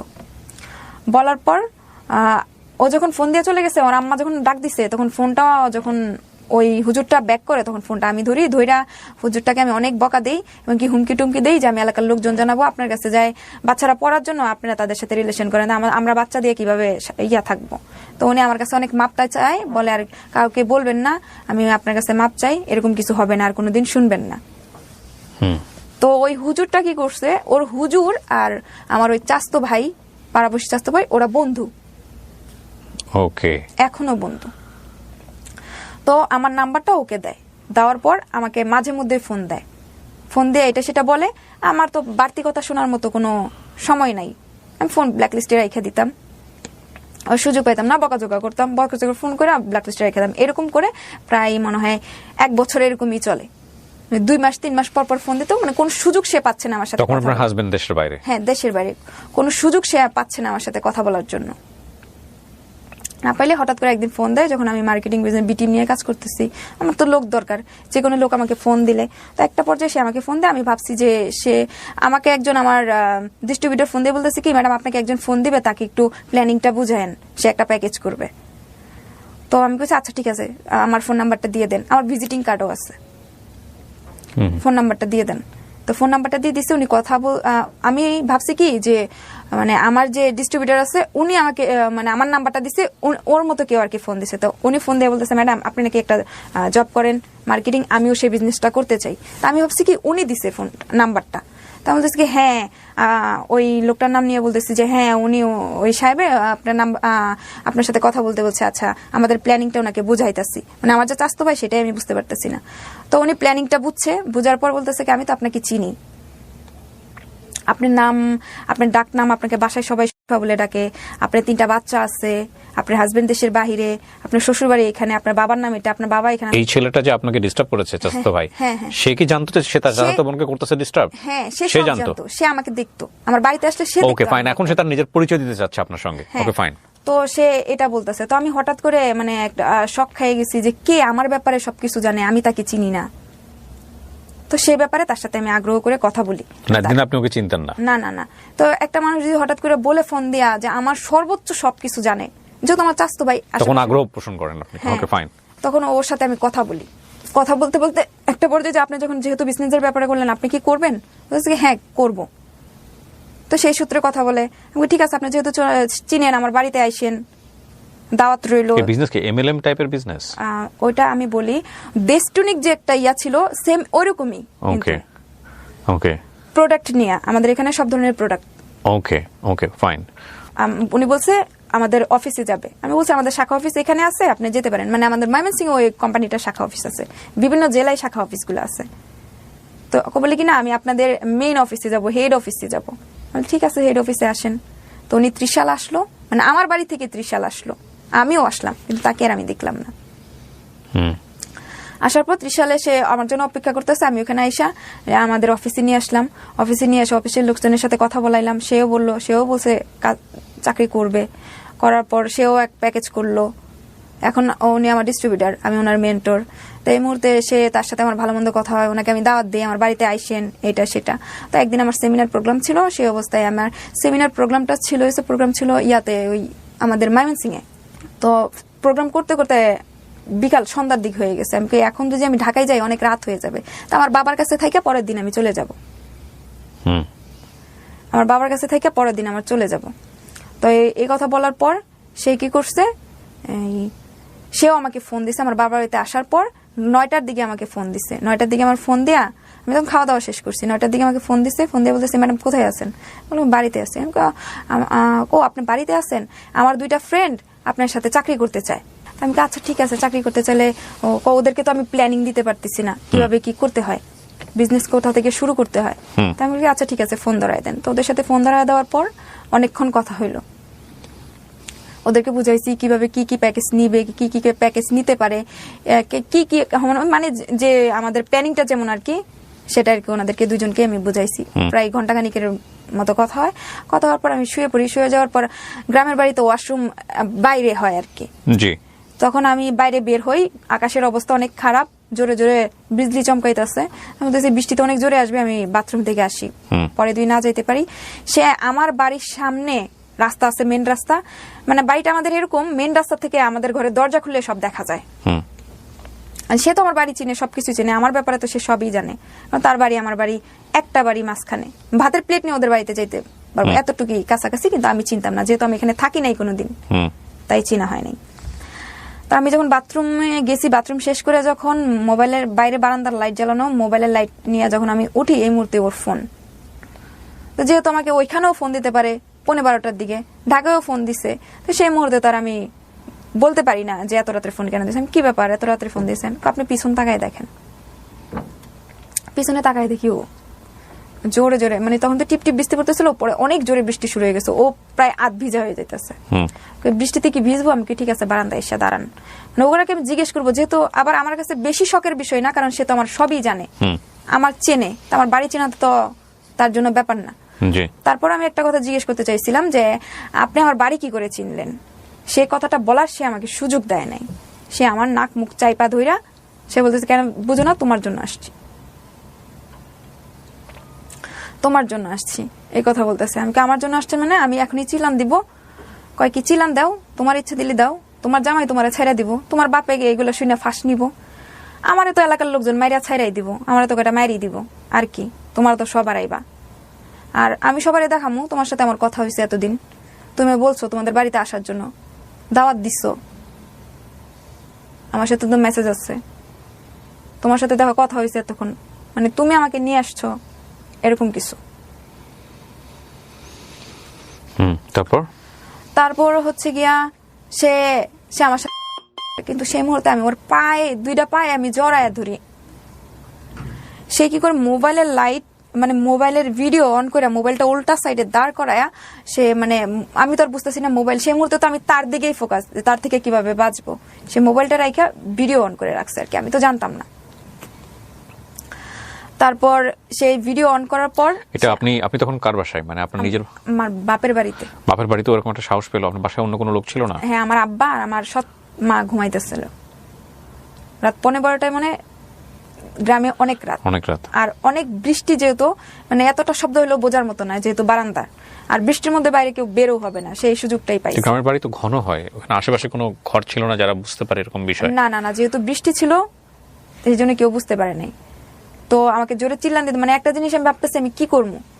একটা পর্যায়ে কিন্তু আমি ওর কাছে আত্মসমর্পণ করি, যখন সে আমাকে বলল যে ওকে নাকি এলাকার লোকজন মাইরা ছাইরা দিবে, আর কিছু না, আর সব দোষ তো আমারই পড়বে, কারণ ওনার সাথে আমার কথা হয়েছে, ওনাকে আমার বাড়িতে দাওয়াত দিছি, আমি চাইছিলাম ওনাকে আমি চিনি, আমার বাড়িতে দাওয়াত দিছি, তো এগুলো যদি দেখায় তাহলে আমার স্বামী তো আমারই দুষবে, আমারও ছেড়ে দিবে। আমার আব্বা যেহেতু ওর মুখোমুখি বললো যে তোর আব্বা ফাঁস নিবে, এগুলো শুই না। তো ওই সময় তো ভিডিও ধারণ করে। হ্যাঁ হ্যাঁ, আমি জানি না। কিন্তু তারপর সে আমার সাথে করার পরে সেই মুহূর্তে থেকে আমি আমার যত জায়গায় তাকে অ্যাড করছিলাম সব জায়গা থেকে ওকে ব্লক করে দিই। কিন্তু সে বিভিন্ন নাম্বার থেকে আমাকে ফোন দেয়। আমি ফোন বন্ধ করার আমার কোনো অপশন নাই, কারণ সেই ফোনে আমি প্যাকেজ করতাম, আমার টাকা আসতো সেই ফোনে, ভিজিটিং কার্ড দেওয়া সেই ফোনে। আর এত এত লোক, সবাইকে বাদ দিয়ে তো আমি ফোন চেঞ্জ করতে পারি না, ফোনও আমি চেঞ্জ করতে, নাম্বারও আমি চেঞ্জ করতে পারি নাই। তো এরকম করে 16 দিন পর আমি ফোন খুলি, কারণ ও আমাকে 1000 বার বিরক্ত করতেছে নানান নাম্বারে ফোন দিয়ে, একবার ফোনটা ধর, না হলে তোর অনেক বড় ক্ষতি হয়ে যাবে, একবার ধর, এটা সেটা। 16 দিন পর, মানে আমি বাড়ি থেকে চলে আসার পর এই জিনিসটা কাউকে বুঝতে দেই নাই, আমি কি যা হওয়ার এইভাবেই হয়ে গেছে। মানে আমি একটা অ্যাক্সিডেন্ট ভাইবা এটা বাদ দিতে চাইছিলাম, সে আমাকে ছাড়ে নাই। তখন আমি তার 2টা পা ধরছি, আমি অনেকবার পা ধরে কান্না করছি, কিন্তু সে আমার ছাড়ে নাই। ছাড়ে নাই বলতে মানে সে তার যে এটা হাসিল করতে আসছিল সেটাই হাসিল করবে। আমার সাথে খারাপ কিছু করেছে, আমি তো 2টা পা ধরি, পায়ের মধ্যে জড়াইয়া ধরছি, মানে কোনোটাই, মানে চিল্লান দেনেরও তো কোনো অপশন নেই। আমার চিল্লান দিলে সবাই জানতে পারবে, আর জানলে সবাই আমাকেই দুষবে, কারণ তার সাথে আমার কথা হয়। আরেকটা জিনিস, আমি যে ব্যবসাটা করতে চাইছিলাম, অনেক লোকজনের সাথে কথা হয়, আমার জামাই না করছিল। কিন্তু আমি কই, আমি যখন একা থাকি তাহলে এই ব্যবসাটা করি। আর আমার জামাই কি আমাকে কিন্তু ফোন দিলে 2 দিনে 1 দিনে ফোন দেয়, 2 মিনিট 3 মিনিট কথা বলে। আমি সারা সময় এইভাবেই থাকি। ও বাড়িতে থাকতেও যেরকম আমার সাথে করছে, বাইরে যাওয়ার পর প্রত্যেক দিনও ফোন দেয়, তাহলে ওর সাথে আমার 3 মিনিট 4 মিনিট, বাচ্চাদের সাথে কথা হয় 5 মিনিট 10 মিনিট হয়, এছাড়া আমাদের সাথে কোনো কথাই হয় না। মানে আমাদের যে অন্য একটা রোমান্টিক ব্যাপার কথা আছে তেমন কিন্তু নাই।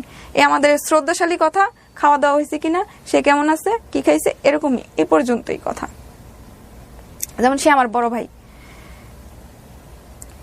মানে ছোটবেলা থেকে যে সম্মানটুকু করে আসছি সেটাই। সে আমাকে সময় দিত না, সে সময় আমি কাজ করতাম, এটা সেটা করতাম, আর বাইরের দিকে আমার কোনো নজর ছিল না। যে ছেলেটা আপনার সঙ্গে এরকম আচরণ করছে সে কি ম্যারিড ছিল? না না, সে ম্যারিড না, সে আমার থেকে প্রায় 2-3 বছরের ছোট হবে। ছোট বয়সে? আচ্ছা। তো সে অবস্থায় সে, তো আমি তো আগে ঢাকায় চলে আসলাম, সে আমাকে বিভিন্ন নাম্বার থেকে ফোন দিল। ফোন দেওয়ার পর 16 দিন পর আমি যখন ওর ফোন উঠাই, তখন সে বলছে কি, একবার তুই হোয়াটসঅ্যাপে আমাকে, হোয়াটসঅ্যাপ থেকে ব্লকটা খুল, তোকে একটা জিনিস দেখাবো, এরপরে তুমি পারলে আমাকে ব্লক করে দিস, আমার আর কোনো ইয়া নাই, তাহলে তোরা আর বিরক্ত করবো না। তখন যখন সে আমি হোয়াটসঅ্যাপে ব্লকটা খুলছি, সে স্ক্রিন শেয়ার দিয়া সে ভিডিওটার মধ্যে তার মুখে একটা স্টিকার দেয়, স্টিকার দিয়া সে ভিডিওটা আমাকে স্ক্রিন শেয়ারের মধ্যে দেখাইতেছে, দেখ আমাকে কি চেনা যায়। প্রথমে বলছে আমাকে কি চেনা যায়, আমি বলছি কি তুই আমার ভিডিও করছিস কে, তুই কি ভাইরাল হইতে চাস, তুই কি ভাইরাল হইতে চাস। তারপর সে অনেক ব্ল্যাকমেল করে আমার কাছে টাকাও নেয়, যাতে করে ভিডিওটা না পাবলিশ হয়। হ্যাঁ হ্যাঁ, টাকাও নেয়। তারপর আমি টাকাও দেই, টাকাই দেওয়ার পর একটা 2-3 বার টাকা দেওয়ার পর সে কি করছে, আবার টাকা চাচ্ছে। তখন তো আমি বলি এত টাকা দেওয়া আমার পক্ষে সম্ভব। কত টাকা দেন আপনি তাকে? কত টাকা দেই মানে অনেক টাকা দেই, টাকাটা আমি উল্লেখ করতে চাইতেছি না। টাকা বলতে আমার মামলাতে 5 লাখ টাকা দেওয়া আছে, 5 লাখ টাকার উপরে কিন্তু আমার টাকা দেওয়া হয় ওকে বিভিন্ন টাইমে। ওকে, তো আপনার সঙ্গে ওনার যে এই ধরনের it's a kind of rape, ওনার কথা অনুসারে যদি আমি বলি, আমাকে এভাবে ব্ল্যাকমেল করতো। তারপরে আমি বলতাম কি, তোর 2টা পা ধরি, আমার 3টা বাচ্চা আছে, আমার 3টা বাচ্চার দিকে তাকায়, আমাকে ছাইরা দে, আমাকে আর ফোন টোন দিস না, এটা সেটা। সে 3 বারের মাথায় টাকা নেওয়ার পরেও সে আমাকে ব্ল্যাকমেল করা শুরু করছে। তাই আমি একটা পর্যায়ে বলছি, তুই প্রথম ভিডিওটা আমার জামাইয়ের কাছে ছাইরা দে, কারণ ওজন দেশে এসে দেখবে কোনো টাকা নাই, তখন তো আমার এমনি ছাইরা দিব। মানে জামাইয়ের পাঠানো টাকাগুলো আপনি ওকে দিয়ে দিতেন? হ্যাঁ, এমনি আমারে ছেড়ে দিব, কি কাম আছে, তুই ওরে আর ভিডিওটা আগে আমার জামাইয়ের কাছে ছেড়ে দে। সে কি করছে, সে আমার জামাইয়ের কাছে ফোন দিছে, ফোন দিয়ে আমার জামাইয়ের সাথে রং নাম্বারে কথা বলতেছে। আমি কিন্তু তখনও তার বাড়ি আমি চিনি না। তখন এই ছেলের বাড়ি আপনি চেনেন না? না না, আমি জানতাম যে সে আমার বাড়ির আশেপাশে। আমার হাজবেন্ড আমাকে ফোন দিয়ে বলতেছে, তোদের এলাকার একটা ছেলের মতো আমাকে ফোন দেয়া বলতেছে এটা সেটা, তো কার কাছে আমার নাম্বার দিছিস? আমি কার কাছে তো আমার নাম্বার দিই নাই, আমি তোমার কে ফোন দিছে আমি জানি। আমি ভয় পাইতেছি ভিতর দিয়া, দেখছো তো জামাইয়ের সাথে আমি কথা বলতে পারি, আমি কি তোমার আমি টাকা পয়সা দিয়ে দেবো না, তুমি আমার জামাইয়ের কাছে আবার দিতে পারো ভিডিও। তো একটা পর্যায়ে সে কোনোভাবে নারাজি হইয়া সে আমাকে বলতেছে আমার সাথে তার রিলেশন করতে হবে, সে আমার সাথে প্রেম করবে, সে আমাকে বিয়ে করবে, আমাকে ছাড়া কাউকে বিয়ে করবে না, তোকে যেহেতু আমি কষ্ট করছি আমি তোকে বিয়ে করব। তো সে ঢাকা পর্যন্ত আসে, ওর একটা বন্ধু আছে, আমি যেখানে বাজার করতে যাই সেই বাজারের সামনে দিয়ে ওই বাড়ির সামনে দিয়ে বাজারে যাইতে হয়। তো সেখানে আমাকে আটকায় কথা বলতো যে সে আমার সাথে প্রেম করবে, আমাকে বিয়ে করবে। তখন আমার প্রেমের প্রস্তাব দেয়, আমাকে বিয়ে করবে। কাজী অফিসে টাইনা নিয়ে যায়, আমাকে চল বিয়ে করি তাইলে। ওই যে কাজী অফিস, আমি বলার সাথে সাথে সে আমাকে কাজী অফিসে টাইনা নিয়ে গেছে। তো সেখান থেকে আমি বেরোয় চলে আসছি, আমি বসে গেছি, সেখান থেকে আমার হাতে টান দিছে চল। মানে সেই মুহূর্তে আমি ওইখানেও পাবলিক করতে পারতেছি না, কারণ ওইখানে হচ্ছে আমার যে মামা হয় সে আমার চাচা শ্বশুর, যে আমার খালা হয় সে আমার ফুফি শাশুড়ি। মানে সেখানে বললো সবকিছু উঠে আসবে, সে সব বলবে, আমি সব স্বীকার করবো, পরে তোরকেও আমি মাইনা নিমো। আপনাকে লাভ করতো? হ্যাঁ, পরবর্তীতে সে আমাকে লাভ করতো, এরকম কিছু, মানে আমার সাথে এরকম ভাবে কথা বলতে, মানে সে বেশিরভাগই আমাকে ব্ল্যাকমেল করে আমার সাথে কথা বলছে। মানে আমার সাথে তার সম্পর্ক করতে হবে। পরে আমি একটা বলছি কি যে আমি না তোর সাথে সম্পর্ক করবো না, দরকার পড়লে অন্য একটা ছেলের সাথে সম্পর্ক, তোকে তো আমার একদমই ভালো হয় না। মানে ভালো করেও বুঝাইছি, ওকে খারাপ করেও বুঝাইছি, কিন্তু কোনো পর্যায়ে সে মানতেছিল না। পরে একটা বাজি কি যে আমি ওর প্রেমের সম্পর্কটা আমি অ্যাকসেপ্ট করে ওর বাড়িটা কোথায় সেটা জানতে পারবো হয়তো, আমি এটা ভাবছি যে বাড়িটা কোথায়, ঠিকানাটা পাবো। তো ওর সাথে মানে কথা বলতেছি বলার পর একটা পর্যায়ে তার সাথে কথা বলতে, মানে তার ঠিকানা জানতে গিয়ে আমি তার প্রতি উইক হয়ে পড়ি।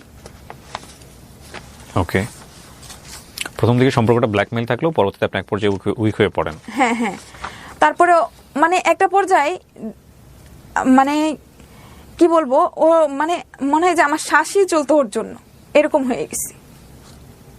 ওকে, আমাকে ওই বিজনেস থেকেও সে আমাকে সরায় দেয়, কারণ ওইখানে যদি সময় দেই ওকে সময় দিতে পারি না। সে ওইখানেও একটা ব্ল্যাকমেইলের কাজ করে, যখন তার সাথে আমার ভালো সম্পর্ক হয়ে যায়, প্রেমের সম্পর্ক হয়ে যায় সত্যি সত্যি, তখন সে আমার সবকিছু, আমার মোবাইল পাসওয়ার্ড, আমার ব্যাংকের যে অ্যাকাউন্ট নাম্বার, বিকাশ, নগদ, আমার ফেসবুক পাসওয়ার্ড, যত কিছু আছে সবকিছু, যত কলিগ আছে সবকিছুর বিষয়ে সে জানে, সবকিছুই আমার ফোন থেকে সে নিয়ে যায়। আমি সব ওকে বিশ্বাস করে দিয়ে দিই। তারপর সে আমি ওনার মামলার কাগজগুলো দেখছি, এই জন্য আপনাদের একটু কাগজের শব্দ হতে পারে। হ্যাঁ বলেন। তারপর হচ্ছে গিয়া তাকে সব খরচ আমার দিতে হয়। সে আমাকে বলছে যে এখন যদি আমি টাকা দিই তাহলে আর কি পরবর্তীতে সে আমাকে দিবে, আমাকে টাকার মধ্যে মোড়ায় রাখবে, আমার কখনো কষ্ট দিবে না, আমার বাচ্চাদেরও কখনো কষ্ট দিবে না। সবসময় বলতো, সে আমার বাচ্চাদের সাথে সবসময় কথা বলতো। আমি যদি ফোন বন্ধ করে দিতাম রাগে যে তোর সাথে কোনো রিলেশন করবো না, যখনই আমার বাচ্চাদের কথা মনে হতো যে ওদেরকে যদি আমার ছাড়তে হয়, তো সে আমাকে বুঝ দিত কি দেখ তোর বাড়ি আমার বাড়ি পাশাপাশি, ওদেরকে ছাড়া সম্ভব না, আর ওদেরকেও আমি অনেক ভালোবাসি, ওদেরকে ছাড়তে হবে না। তোর মেয়েরা দুজি একবার দুজি বলে যে তোর কাছে থাকবো, আইনও তোর কাছ থেকে নিয়ে যেতে পারবে না। তোর বাচ্চারা দুজি তোর কাছে থাইকা শান্তি পায়, আইনও নিয়ে যেতে পারবে না। আর তোর বাড়ি আমার বাড়ি যেহেতু একসাথে, আমাদের রাখারও কোনো সমস্যা হবে না। কিন্তু এখন তো আমি তো ব্যাচেলার, আমার তো কিছু করতে হবে। আমি যদি ব্যবসা বাণিজ্য কিছু, ও আপনার বাচ্চার সঙ্গে কিভাবে কথা বলতো, কি পরিচয়ে কথা বলতো? মামা পরিচয়ে কথা বলতো। আপনি কথা বলা দিতেন? হ্যাঁ, ফোন দিত, ফোন দিয়ে কথা বলতো মামা করে। এটা কিন্তু ক্রাইম। মানে আপনি পর্যন্ত তাও হয়তো এক ধরনের, মানে সেই বিষয়টা, এটা কোথা থেকে কথা বলতো, যে বিষয়টা আমি ওর পাটা ধরে মাপ চাইতাম, ফোনে বলতাম এই দেখ আমার 3টা বাচ্চা আছে, আমার বাচ্চাদের সাথে কথা বল, আমার 3টা বাচ্চার মুখের দিকে তাকায় আমাকে ছাইরা দে। তখন থেকে ওর কাছে আর কি পরিচয়, কথা বলতো। তারপর এই কথা বলার পর থেকে সে আমার বাচ্চাদেরকে অনেক আদর করতো। তা আমি একটা পর্যায়ে মজা করে বলতেছি আমার হাজবেন্ড তো দেশের বাড়ি থেকে আসতেছে, ও আসার পর বলছে বাচ্চা নিবে। সে আমাকে বলতেছে এখন যদি তুই বাচ্চা নেস আমি তোর এই 3 বাচ্চার দায়িত্ব নিব, কিন্তু এখন দ্বিতীয়বার যদি আবার কোনো, চতুর্থবার যদি আবার কোনো বাচ্চা হয় সেই বাচ্চার দায়িত্ব আমি নিব না, ওকে নিয়ে আমি তোকে নিব না। আমি ওর খাবারের টাকা, মানে ওর যা লাগতো, পরীক্ষার ফিসের টাকা যা লাগতো আমি তাকে সব দিতাম। যেমন আমি ঘরে চাল কিনতে চাইতেছি, এই মুহূর্তে সে ফোন দিছে যে আমি পরীক্ষা দিতে যাবো, আমার পরীক্ষার ফি নেই, আমার লাইফটাই মনে শেষ হয়ে যাইতেছে। আমি চালের টাকাটা দোকানের থেকে ফেরত নিয়ে আমি ওরে টাকা পাঠাইছি। আমি ওষুধ কিনতে যাবো, আমার চিকিৎসার জন্য টাকা নিতাম, টাকা নিয়ে আমি ওকে টাকা দিয়ে দিতাম। মানে যা লাগতো, ওর ফ্যামিলিতেও আমার বলতো কি দেখ ফ্যামিলির অবস্থা খুব খারাপ, আমার একটা বাস্তি যে রোজায় ঘরে একটু ইফতার নিব, পানি দিয়ে ইফতার করতেছি। কোথাকার গল্প কোথায় এসে দাঁড়িয়েছে। তো ও এরকম বইলা সে আমার কাছে টাকা নিত, আর ওর কষ্ট আমার সহ্য হইতো না, যে মানে ওর যে না খাইতে পারতো। আমি একটা জিনিস বুঝতে পারছি যে আপনি তাকে আপনি যেহেতু জীবনে কোনোদিন কাউকে ভালোবাসেননি, ভালোবাসার ব্যাপারটা একটা ভুল রাস্তাতে হলেও আপনি অনুভব করা শুরু করেছেন। আমি এটা বড় করতে চাই না যে আপনি তাকে কতটা ভালোবাসতেন, আমি বরং এটা জানতে চাই যে আপনার হাজবেন্ড যিনি, তিনি জানলেন কিভাবে? সে আমার কাছ থেকে টাকা নিয়ে নিয়ে অন্য মেয়ের সাথে সম্পর্ক করে।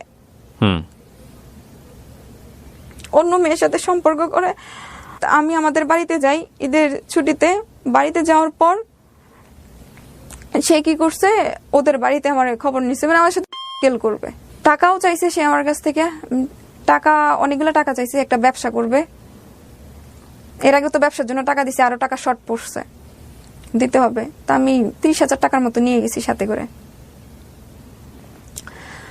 তো বলছে যে আমাদের বাড়িতে খেয়ে যায়, রাত্রেবেলা আসছি, আমার সৎমা কি রান্না করছে আমার ভালো লাগতেছে না, ওকে বলতেছি। তো বলতেছি কি যে আচ্ছা ঠিক আছে তাহলে আমাদের বাড়িতে চলে, আম্মা এটা রান্না করছে। আর একটা বিষয়, ওর আম্মা কিন্তু সবই জানতো, ওই ছেলেটার আম্মা সবই জানতো। আমাকে ফোনে দিয়ে কথা বলেছে, দেখতো তো সাহস আছে কিনা, তোমার আম্মারে বল আমি আপনার ছেলের বউ। হ্যাঁ আমি ফোনে কথা বলছি। ওকেও জিজ্ঞেস করতাম, ও বলতো কি হ্যাঁ আমার আম্মা সবই জানে, ও যখন ঢাকায় আমার কাছে আসতো তখনই জানতো। তো আমি খাবার রান্না করে ওর বাড়িতে। আপনার পরিকল্পনা কি ছিল?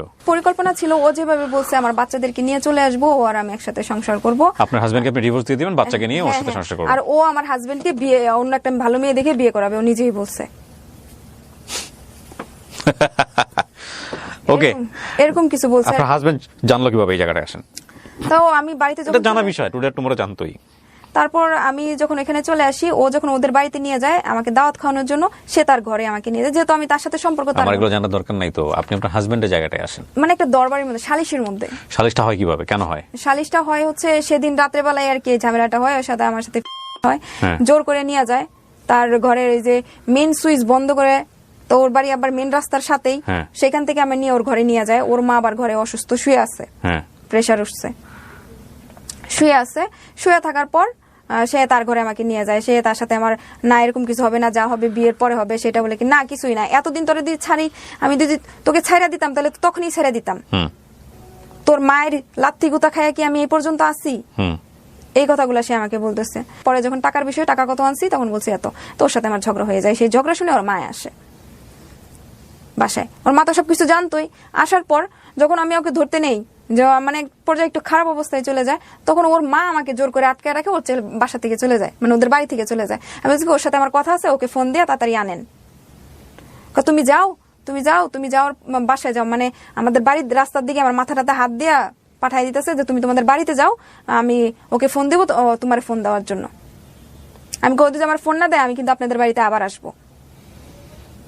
তখন আমি 12টা পর্যন্ত অপেক্ষা করছি। অপেক্ষা করার পর দেখি যে ও আমাকে ফোন দিতেছে না, আমাকে ব্ল্যাকলিস্ট করে রাখছে।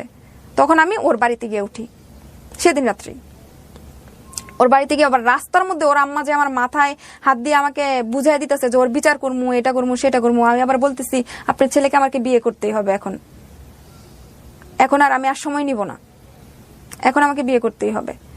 তখন আমাদের যে চেয়ারম্যান রাস্তা দিয়ে যাইতেছিল, তো উনি আবার বিষয়টা শুনতে পারছে। ওর আম্মা যে আমাকে বুঝাই দিতেছে, ওর আম্মা যে বলতেছে ওই আসলে ওর বিচার করবো। ও ওখানকার চেয়ারম্যান শুনে ফেলছে, লোকাল চেয়ারম্যান। হ্যাঁ, চেয়ারম্যান শুনে ফেলছে। শুনে ফেলার পর আমি বাসায় চলে আসছি। ও আমাকে ফোন দেয় নাই। ফোন না দেওয়ার পর আমি আবার ওর বাড়িতে গেছি। বাড়িতে যাওয়ার পর ওরা আমাকে বোঝানোর, মানে আমি ওদের কাছে কথা বলতে গেছিলাম কেন সে আমার সাথে এটা করলো। তখন তারা কি করছে, লাঠি নিছে আমাকে মারার জন্য। কে এটা? মানে ওই ছেলেটার ভাই। তারা মোটামুটি সবাই জানতো যে আমার কাছ থেকে টাকা পয়সা আনতো, কারণ ছেলে তো কোনো কাজ কর্ম কিছুই করতো না। এত তো টাকা সে পাইতো কই, গরু কিনতেছে, এটা করতেছে, ওইটা করতেছে। তারপর তার ভাই আমাকে লাঠি নিছে মারার জন্য। তো ওরা যখন আমার মাইরা ফালাই দিবে, তা ওদের কাছে এরকম লোক আছে, মানে ওদের গোষ্ঠীর মধ্যে এরকম লোক আছে যে ওরা মানুষে মাইরা ফালায়, কোনো খোঁজ খবর পায় না, এটা সেটা আমাকে ভয় দেখাইতেছে। এদের মাইরা ফালাই দিলে তোরা কেউ খোঁজ নিতে আইবো না। তখন আমি পুলিশে খবর দিই। আপনি দেন? হ্যাঁ, আমি দিই। আপনি বুঝতে পারতেছিলেন যে আপনি কি করতেছেন? হ্যাঁ। আপনার হাজবেন্ড জানতো তখন আপনাদের এই বিষয়গুলো? না তখনও জানে না? না, তখনও জানে না। তখন সে কি করছে যে ওই ওর ভাই যখন আমাকে মারতে নিছে, তখন আমি পুলিশে খবর দিই যে আমার কাছ থেকে টাকা নিচ্ছে, আমার উপরে সমস্যা করছে। তো এক পর্যায়ে পুলিশ আসার কারণে সবাই জানতে পারে বিষয়টা।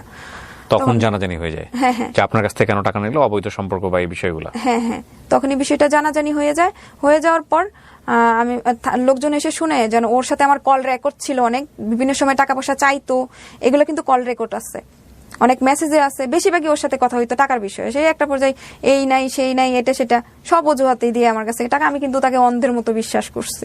একটা জিনিস চিন্তা করে দেখেন, এখানে অনেকগুলো ব্যাপার আছে। একটা হচ্ছে জাস্ট আধা ঘন্টা আকপিস, আধা ঘন্টা আগেও কিন্তু যদিও সম্পর্কটা অবৈধ এবং অনৈতিক, কিন্তু একটা পিসফুল কন্ডিশনে ছিল। আধা ঘন্টা পরে সম্পর্কটা কোথায় গেছে, কত ভয়ঙ্কর ডিজাস্টার। আচ্ছা, তারপর ওই ওখানে কিছু লোকজন জড়া হয়, তখন পুলিশ বলতেছে যে চলো আমাদের সাথে থানায় অভিযোগ করো, পরে আমরা দেখতেছি। পরে আমি আমার আব্বারে বলতেছি, আব্বা আমার সাথে একটু আইবা, আমি থানায় যাবো, রাত হয়ে গেছে যেহেতু এতটা। পরে আমাদের এলাকায় কিছু লোকজন মাতবরা বলতেছে যে আমরা তো এলাকার লোকজন আছি, তুমি এলাকার লোকজনকে বলো, আমরা নিয়ে বসি, ব্যাপারটা দেখি এখানে সমাধান করা যায় কিনা, তখন আর কি আমরা পরে তুমি যাইও মামলা করতে। তাই এখন এলাকার লোকজনের কথা তো শুনতে হয়।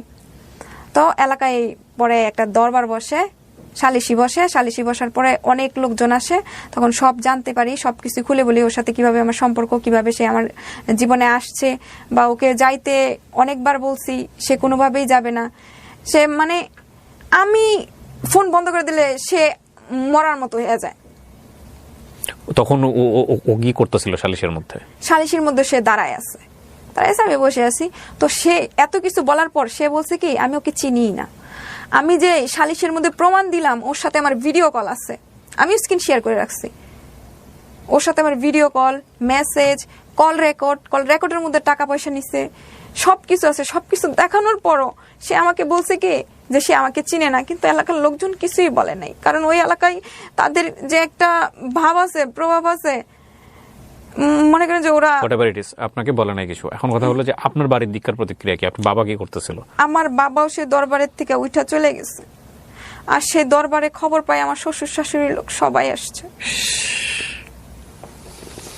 আসার পরে ওরা এগুলো ভিডিও করে আমার জামাইরে দিছে, কিন্তু সেই দরবারে আমার ভাবছে কি আমার জামাই তেমন কিছু হয় নাই, আর কোনোদিন তো এরকম বিষয় শুনে নাই আমার ব্যাপারে। হ্যাঁ, তো বলতেছি ওদের যে বাচ্চাদের দেখে ভাবছে সাধারণ কিছু, ওর বাচ্চাদের দেখে যদি থাকতে পারে তাহলে থাকুক, কিন্তু আমার শ্বশুরে ভিডিও করে যখন ওনাকে বলছে যে আমরা ভিডিও করছি, ব্যাপারটা শুনে যা, তখন আমি দরবারে আমি বলছি যে আচ্ছা ঠিক আছে, আমি ওইখানে যাবো না, আমার ওই জামাইয়ের ঘরে আমি যাবো না, এই কথা আমি দরবারে বলছি। ও এটা ভিডিও করছে? হ্যাঁ, আমি যাবো না। কেন বলছি? কারণ সেখানে আমার শ্বশুর শাশুড়ি আছে। এখন যদি আমি ওখানে বলি আমি যাবো, তারা কি করবো? আমার ইজ্জতের বিনিময়ে কয়েকটা টাকা দিয়ে আমার সেখান থেকে বিদায় করে দিবে। আর ওইখানে যাওয়ার পরে যখন আমার স্বামী জানতে পারবে, তো ওইখান থেকেও আমাকে তারাই দিবে, যেহেতু এটা ভিডিও করা হয়ে গেছে। আমার শ্বশুর শাশুড়ি ওরা ভিডিও করছে, যখন সব জানতে পারবে তখন তো আমাকে এমনিই ছেড়ে দিবে। তারপর সালিশি কমলো, আমি মামলা করতে যাবো। তারপর আমি মামলা করতে যাই নাই। দরবার থেকে বলছে ও তো তোমাকে চিনেই না, বলছে দরবারি লোকজন বলছে তুই ওকে বিয়ে কর, ওকে তো আমি চিনি না, কিসের বিয়ে করবো? ও এটা বলে দরবার থেকে চলে আসছে, কিন্তু দরবারি লোকজন কিছুই বলে নাই। আর আপনার হাজবেন্ড কি হলো? আর আমার হাজবেন্ড পরে আমার হাজবেন্ডের সাথে আমি ফোন দিয়ে যোগাযোগ করতে চাই। যোগাযোগ করার পর সে আমাকে নানানভাবে বকাবকি করে। আচ্ছা ঠিক আছে, আমি অন্যায় করছি, বকাবকি, সে তো সব ভিডিওই শুনছে, বিভিন্ন ভাবে আমাকে গালিগালাজ করে, এটা সেটা এরকমই চলতেছে। চলে যাওয়ার পর সেই ছেলে কি করছে, আমার হাজবেন্ডকে ফোন দিয়ে বকায়। তখন আমার হাজবেন্ড আরো আগে আমাকে বকে, তুই যদি আমার ডিভোর্স না দেস তাহলে আমি তোরে মামলা দিমু, তোর বাপের শুদ্ধ মামলা দিমু, আমার কাছ থেকে এত টাকা নিয়ে চলে আসছিস। আর যেহেতু আমি এখানেও একটা মামলা করে ফেলছি যে আমার এত টাকা নষ্ট করছে, তো এটা তো প্রমাণিত যে আমি ওর কাছ থেকে টাকা নিয়ে আসছি। কিসের মামলা করছেন?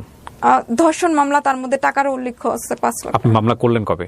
আমি মামলা করছি ওই দরবারি হওয়ার আর মনে হয় যে 7-8 দিন পরে, মানে দরবারি লোকজনকে আচ্ছা দেখতেছি এরকম করে সময় নিছে। তারপরে আমি থানায় গেছি মামলাটা করার জন্য। থানায় গেছি। মামলা কি আপনার নিজের পরামর্শ ছিল নাকি আপনার হাজবেন্ড পরামর্শ দিয়েছে? না, সম্পূর্ণ নিজের পরামর্শ। নিজের, মানে মামলা করার আগে আপনি হাজবেন্ডের সাথে কথা বলেননি যে আমি এটা মামলা করতে চাই বা এরকম কোনো কিছু? হ্যাঁ, তোর যা মন চায় তা কর গিয়ে, এই কথা বলছে। বলার পরে এলাকার লোকজনে বলছে তুমি মামলা করো, সে যদি বিয়ে না করতে চায়, এটা সেটা। তারপর আমি মামলা করলাম। মামলা করতে গিয়ে আমি থানায় গেছি। থানায় যাওয়ার পরে তখন তো আওয়ামী লীগ ক্ষমতায় ছিল, তারা ওইখানকার লোকজন ধরে থানায় মামলা নিবে সবকিছু লিখাইছে, মানে তাদের মতো করেই লিখাইছে। আপনার থানায় মামলা হয়নি, শেষ পর্যন্ত আপনি কোর্টে গিয়ে মামলা করেছেন? হ্যাঁ, থানায় আমার ঠিক আছে, এগুলো দরকার নাই, আমি শুধু প্রেক্ষাপটই থাকতে চাই। এখন কথা হলো যে মামলা আপনি করেছেন, মামলাটা কি শিশু ও নারী নির্যাতন দমন ট্রাইব্যুনালে করেছেন। আপনি করেছেন মামলাটা কত তারিখে? 9/10/2024 এই তো কদিন আগে। হ্যাঁ। মামলায় আসামি কে? উনি শুধু নাকি আরো কয়েকজন আছে? ও আপনার সাক্ষীরা যারা, তারা কি সাক্ষী দিবে? আসলে আমার সাক্ষীরা সাক্ষী দিবে না, কারণ ওদের যে বললাম যে প্রভাবশালী লোক আমাকে থানায় মামলা নিবে করে পরে আমাকে ঘুরাইয়া দিছে, মামলা নিবে না। তারাই আমার বাড়িতে আইসা মেডিকেল টেস্ট হয়েছে? হ্যাঁ, মেডিকেল টেস্ট সব প্রমাণ এসেছে? না না না, এটা বিষয়টা অন্যভাবে আসছে।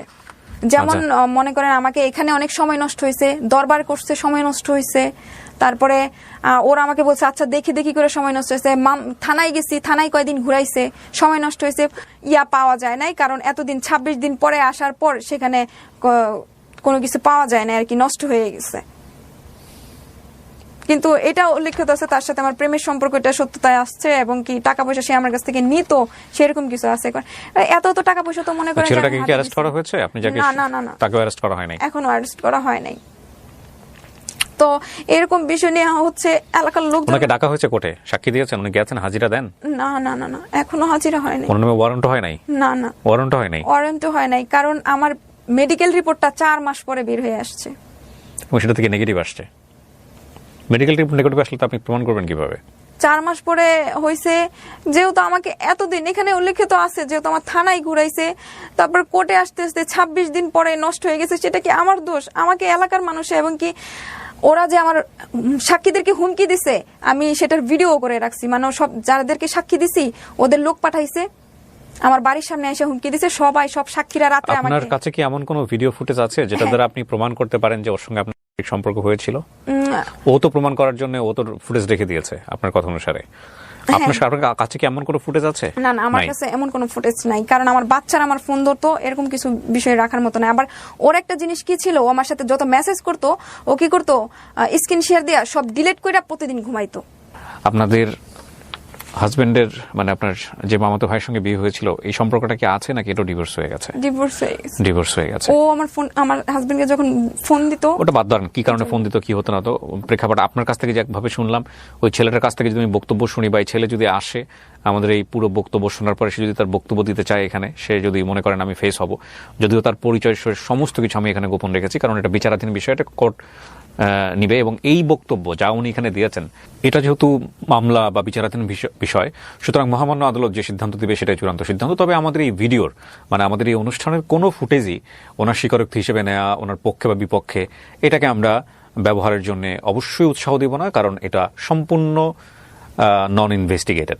হ্যাঁ, গল্প প্রচারের অ্যাঙ্গেলটা কেন তাহলে? গল্প প্রচার করেছি সেলফ লার্নিং এর জায়গাটা থেকে। উনি কিন্তু ওনার অপরাধগুলো এখানে স্বেচ্ছায় অকপটে স্বীকার করেছেন। সে আসলে এরকম করেছে কিনা, কে আগে এসছে, কে পরে গেছে, সেগুলোর বিষয়গুলো আমরা সত্য নিরূপণ করছি না। এবং যাকে নিয়ে উনি গল্পটা বলেছেন তার সমস্ত পরিচয় এখানে গোপন রাখা হয়েছে, এবং তাকেও আমরা এখানে হাইলাইট করছি না। তবে হ্যাঁ, কেউ যদি স্বেচ্ছায় এসে বলেন যে না আমি সেই লোক এবং আমারও কিছু বক্তব্য আছে এই গল্পের প্রেক্ষাপটে, আমরা সেই সুযোগ অবশ্যই তাকে দিব। তো সেটা বুদ্ধিমানের পরিচয় হবে না বলে আমি মনে করছি।